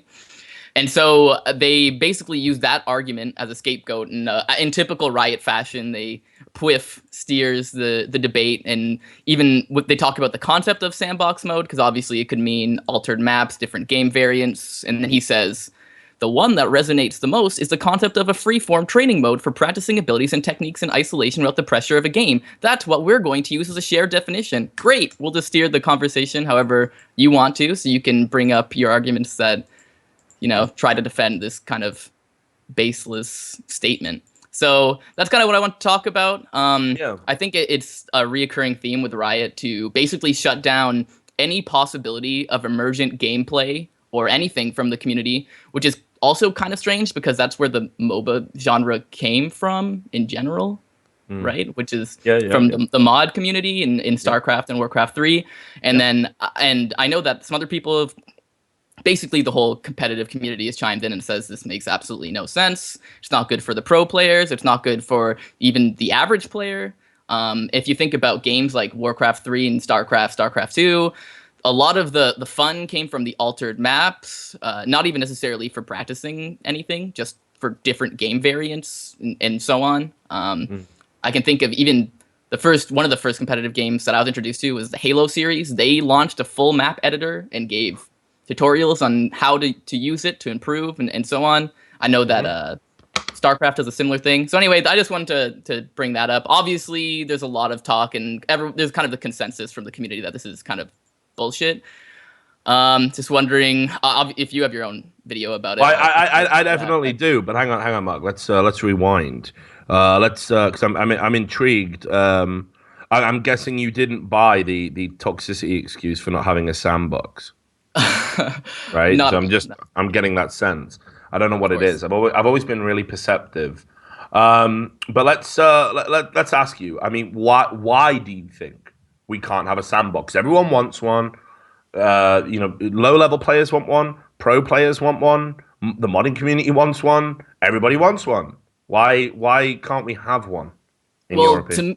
To me, it could be two things. One of them, and this is, I believe it was Destiny who made a Twitter post or whatever about it, saying it's just completely technical constraints and resource constraints from Riot. Basically, the game is a mess. The back end, the code, the client, whatever, everything is shit. And there's almost no realistic way that they could push out some sort of polished product that did anything that we wanted and functioned successfully. The second is that this is a way of relinquishing control. If you let the community decide how the game should be played, then Riot can no longer control all aspects of their game, which I find is from just being a gamer, that it's just unfortunate that there are developers who want to control the way that their games are played. I don't know if this is a little tinfoil hat-y, but this is kind of the way that I see it, is some of the best games are pushed forward by their communities and who determine the gameplay. But here we're saying, or Riot is saying, that we don't want this because of some other irrelevant point. So it's actually interesting. I'll give you an idea of how you should behave. I'm going to get the exact quote up. What was it now? It's this. Now, have you ever played XCOM? I have not, but I watched some. I've watched one of my favorite streamers play a lot of it, so I've seen the game. It's a great game. I was a fan of the original, obviously. I thought it was a real good homage. They definitely pay tribute to the great coders, Julian Gollop. You create something in it called the Gollop Chamber. It's like really reverential.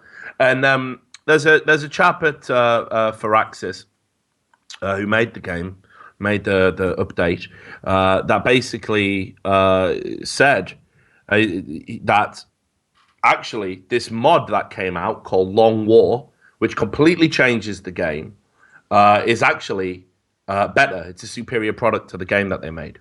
So, just to sort of explain it for you, if you haven't played it, there's this mod called the Long War. Now, if you play through XCOM, it's basically a 20-hour campaign. It's very linear. It takes you on a sort of gradient curve of difficulty, where basically there's key points in that gradient of sort of where it's going to be a little bit hard, a little bit challenging, but eventually you'll develop the technology to be able to beat it. You'll complete the game, get the cutscene at the end, and then all that there really is to play through again on a harder difficulty. Now, the people who made the Long War mod, they were like, this isn't like the original game. So what we're going to do is we're going to make it so you can have spaceships you can't kill arrive at key points in the game. We're going to have countries can cut your funding off at any time. They added more guns, more technology. They added a new mechanic to the game called fatigue, so your soldiers just couldn't go out on missions every time. Like, you have to let them rest between missions, which means you've got to have a bigger squad. It was like they just completely enhanced the game and made it way more technical and stuff. Now, Jake Solomon from Firaxis said, our game, which remember is the original game, the game people bought, he said, our game is basically a 20-hour tutorial for the Long War mod, and that's okay. And so that's how it should be, honestly. Like a developer, you should recognize that. I mean, one of the best things of being a developer, a games developer, is seeing how people play your game differently from what you anticipated, or seeing what people want out of your game, which is different from how you anticipated the game to be played. Where, like you're saying, some developers kind of are happy and facilitate that, others don't want that and try to shut it down at any possible avenue. Yeah. And that's why I agree with your assessment, actually, Mark. I think, again, it comes down to two things. There's only two ways of looking at it, right? So it's either Riot just can't deliver it, which I won't rule out. I don't think they can. I don't think they could even deliver a sandbox mode. I think if they could, there's no excuse to give the pro players to not give the pro players one in the tournament realm client. The pro players need it most of all. Why the fuck should some guy who's already grinded his way to the point where he's on a fucking pro team, why should he have to play 50 fucking games a day because he wants to perfect one flash over a wall and there's a vague chance that specific mechanic might come up in one of his games that he plays? Seems completely fucking retarded to me. Like, absolutely. If you're, again, if you take free kicks as a football player, you don't play a full 90-minute game and hope you get one. You put the ball down and you take a bag of balls with you and you just kicking them, curving them. And then when game day comes, you apply the mechanic, you're improved. So that's how it should be. So the only reason I can think of is, like I say, it's either that they simply can't do it, which I think is very likely, or and it could be a little from column A and a little from column B. It's like your assessment, which is, as you said, once you start giving over modding tools and sandbox modes and you empower the community, you can't control what the community experiences. And we know how super important that is to Riot. That's why we can't have voice chat, right? Because, what was it? Riot Light said? I'll have to ask his ex-girlfriend again. But what was he said? 126% more toxic and 300% more toxic if a female voice was heard on voice chat. Well, what I don't understand is, how do we cope in CSGO and how do we cope in Dota and all these other games that have voice chat? How do we cope? How do we do it? Absolutely, and actually, I've been a long time League of Legends player, and I'm a diamond player on a couple servers. Yeah, I considered myself to be a competitive player, and then I'm moving to CS:GO. The game is just significantly more enjoyable. And what I find, talking about voice chat, is kind of off the topic of the sandbox mode, but I think voice chat is almost imperative for the current state of League of Legends, where it's becoming more and more team focused. It's pretty much impossible to be spamming clicks to keep your character in movement while typing directions to your shitter teammates. You need to talk about setting up plays, and a lot of the cases of toxicity that Light likes to talk about is just disagreements of how a certain situation should be played. Where I'm playing CS:GO, I'm not a great player, but someone will tell me, okay, this is how we're going to, or this is what we're going to do this round. We're going to push whatever B site, whatever.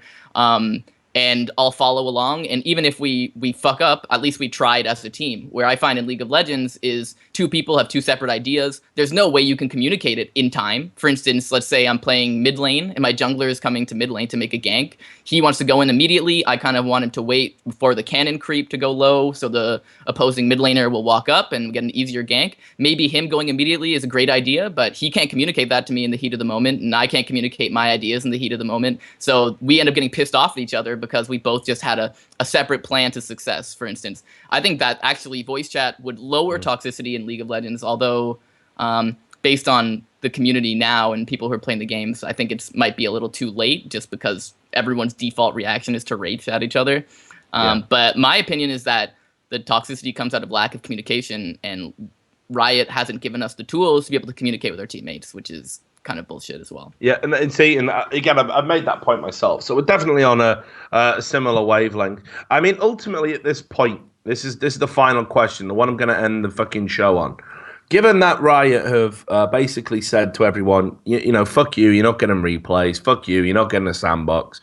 Here's what we're focused on. Maybe updating the client, although we've seen no sort of measurable evidence that they're going to do it. And indeed, they've employed people like the dude who made the Wintermint client, and then they've employed him, and then just not implemented anything. And we've never even heard from that individual again. Almost as if he was bought off not to improve the client. Almost as if Riot were worried about being undermined for some reason. I don't know. Absolutely. But anyway, they talk about we're gonna have seasonal events, and we're gonna do better storytelling and better lore, and we're gonna at this point,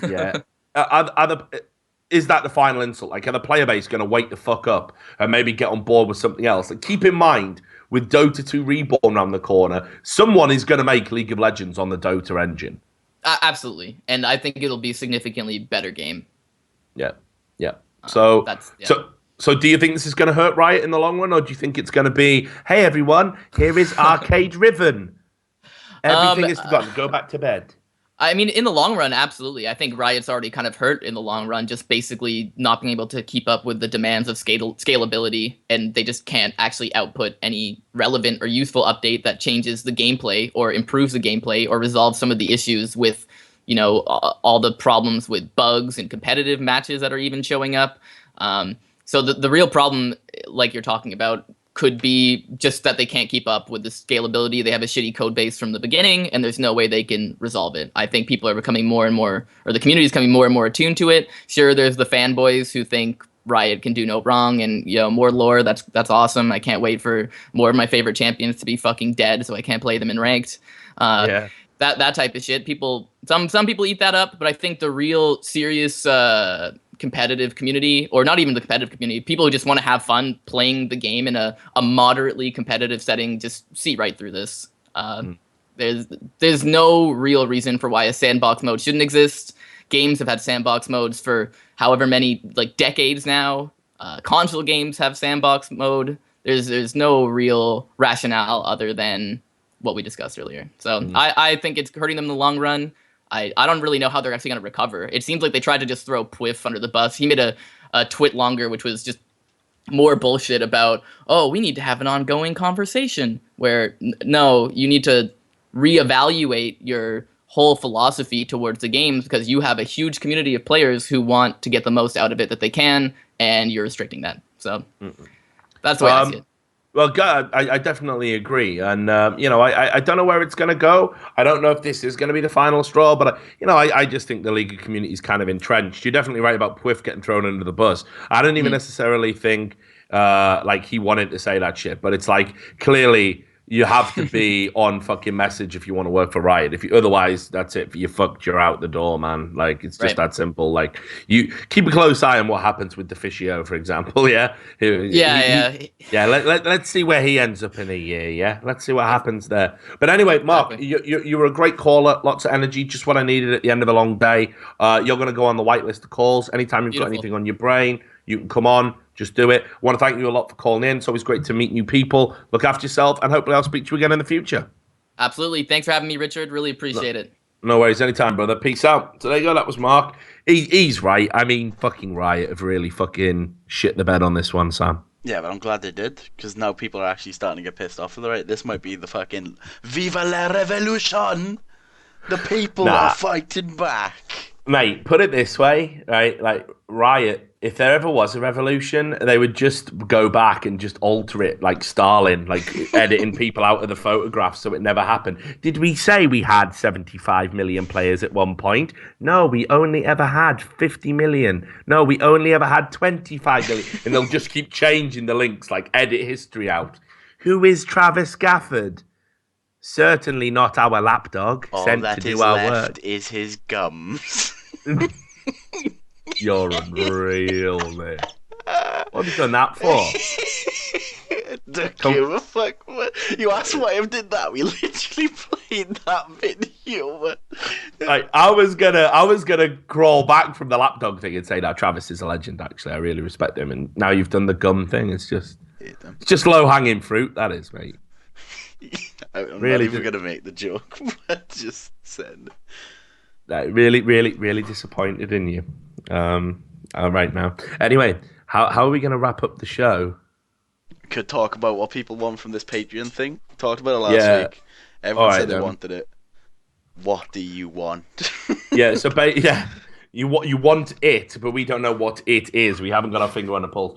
Let me just quickly. I haven't had a drink today. The idea we've already got together is the show we were talking about doing a while ago. Would be called I Hate This Place, and we talk about stuff that isn't just esports related. Talk about shit in the news, just general stuff. But what else do you want? Do you want us to do more shows, more weekly? Should we bring First Blood back? Yeah. Should we do? I don't really think we could do a Counter-Strike show. I mean, the bottom line is, like, in an ideal world, like, I mean, look, I think it's abundantly clear to everybody that I'm just sick of all the bullshit that comes with doing this fucking job. I don't need to do this, you know. I just this week, I've fucking turned down job offers, like, to work outside of this fucking festering pit of excrement. Like, I can definitely do other things if I want to. I stay in esports because I care about the scene. I've got a long time invested in it. I've got a lot of friends in here, and I don't want to see them get fucked over. But ultimately, at this point, as I've said multiple times, the cons are really starting to outweigh the pros, and that's just the way the business is going. You know, I've made this point. I've talked about it on air with guys like, you know, Robert Owen, people like him and me, anyone with any edge. We're not going to be welcome anymore. It doesn't matter that we built this thing or how many years we got put in. We're just not going to be welcome anymore. It's just not going to happen. You know, we'll all have to go and do something else. So, and that's fine, man. That's just the nature of the business. It'll suck. It'll literally be worse for all of you, but that's fine. You know, you get what you deserve. That said, you know, I still obviously want to make content for the fucking actual fans, which is another point, by the way. People always say, hey, Richard Lewis talks to his fans like that? What an asshole. I don't think the guy on Twitter telling me to fucking kill myself is a fan, by the way. Like, I'm just going to guess here. I don't think he has a Richard Lewis fucking poster in his bedroom. And if he does, he's got fucking darts in it, you prick. You know what I mean? Like, what even is that argument? And an not X everybody spray painted on it. Not everybody who fucking messages you on fucking Twitter is a fan.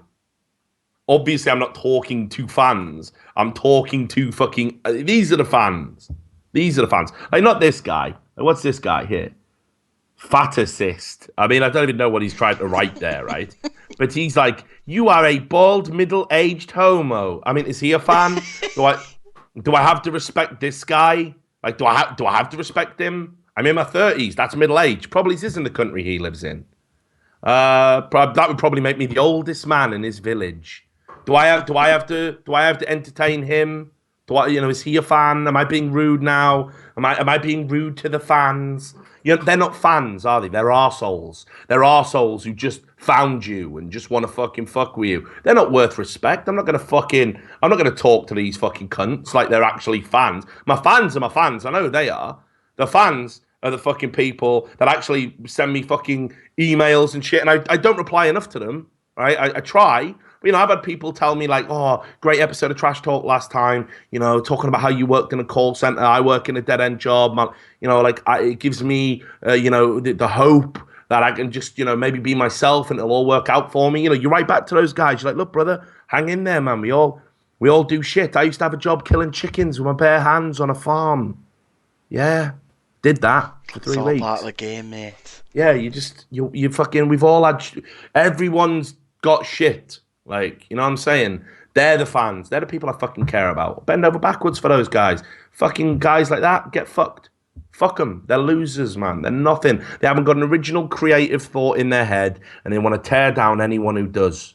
That's it. They're fucking the lowest of the low. They're holding back humanity. I cannot tolerate these people. If you tolerate these people, you are part of the fucking problem. You dig me? Like, you got to fucking challenge stupidity. And I know it's hard because it's everywhere. And I know it's difficult because they're stupid. You can't win an argument, but you've got to try. That's the first thing you have to do. You have to try. You can't just... Like, all these little bitches, by the way, who they tweet me like a DM, like, hey, great job today, Richard. Too scared to put it in public. In case they get fucked over by like some baying mob. What the fuck is going on?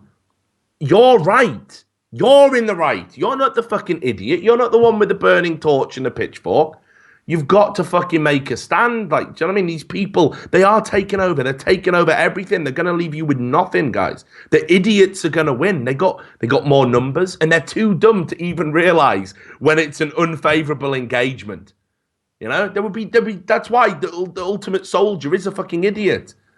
Well, to win this battle, what we need to do is we just need to basically fill this trench with dead bodies, and then we can just drive our tanks over the top. Who's up for that then? Me, sir. Like any rule of engagement, the fucking clowns, the morons, they're gonna win. But you got to fucking stand up to it. It's hard. It's unpleasant. But anyway, I know I got fans. I know who those guys are. Right? There's a bunch of you in the chat right now. You're good people. I fucking care deeply about all of you as much as I can, right? As much as is humanly possible. So what I want to do is I want to make content for you. That is why I don't give a fuck about any of this shit. I don't give a fuck about the esports politics. I told you the safety's off. That's what you want, right? And if we can get to a situation where we have an actual good fucking Patreon or whatever the fuck they're called, right? And we can do it like a collective. The only boss I'd really want to work for would be you guys, the actual fans. You dig? That's what I want. And if we can all come together and make it happen, I can do content. You can enjoy the content. I don't want to take money out of your fucking hands that you can't afford. Let's just see what we can do. Let's cobble together some pennies and try and make something happen. That's genuinely how I feel right now. I think the only way I'm ever going to get to be myself and produce the kind of content you want and you fucking deserve is if I separate myself from the fucking machinery and the bullshit that is actually having to make me be political, the stuff that makes me have to have a fucking drama every day. I can't be arsed. I'm too old. I'm too bored. I've worked too fucking hard for too long, and now I just want to do good fucking work. Is it too much to ask? So Fuck the fucking losers. Fuck the fake fans. Fuck any arsehole who thinks that just because they tweet at me, hey, we're going to change the rules. I'm going to call you a cunt and you have to ignore me. Otherwise, you are a cunt. And it proves what I said is right. Like, what is the logic there? Fuck these people. Seriously, I'm never going to respect them. I'm never going to change. I'm fucking too old. I'm in my 30s. This is it. This is pretty much the finished article. Love it or fucking hate it. So, I don't know what we want, but here's what I want you to do. I want you to think about what you want. I don't give a fuck. As long as I'm not wanking into a fucking custard pie that I then have to push into my own face. Like, as long as it's not something like that, we can work something out. Well, you know? Never say never, mate. No, yeah, never, definitely never say never.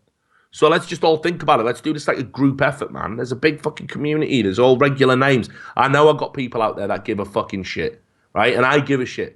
So let's fucking come together and come up with some ideas for this fucking portrayal and so I can get out of this fucking hellhole. I'm already 1 foot out anyway, guys and girls. It's already there. I've got a great job just dangling in front of me. It's not esports related. It's tantalizingly close. I can take it. Actually, I can take it and I can still do this. Wouldn't that be fucking sick? Yeah? Be sick for me. Anyway, think about the portrayal. Sam's going to... Everyone wants the custard pie. Guys, come, please. Maybe if we get to 20 grand. Yeah, no, what it is right. No, what it is, right? You have to wank into the custard pie, and then you have to push it into my own face while you go, ba-bam! Or you just put it on like a roulette wheel of other custard pies. Spin the wheel. Yeah, fuck this. Like, we'll call it custard roulette, man. So, thanks to everybody for watching. I hope you have enjoyed the show. We got through without a DDoS. Isn't it nice? Isn't it nice when we have nice things and everyone's opinion is respected and we can all just exist like fucking humans with a brain? It's awesome. Yeah, you got the video already. So just to remind you, I'm not going anywhere yet. We're going to give you a Wolf of fucking Wall Street remix, right? A special one that communicates a message that I feel deep inside my heart. Thanks to all of the callers. Thanks to all of the viewers. Thanks to all of Sam's brain cells that swim around in there that make him able to push the buttons. And I will see you next week. Oh, and definitely thanks to Riot Light, female friend, which we did get from Fiverr.com. She's fucking brilliant. What a hero. Anyway, thank you. We'll see you next time. Goodbye.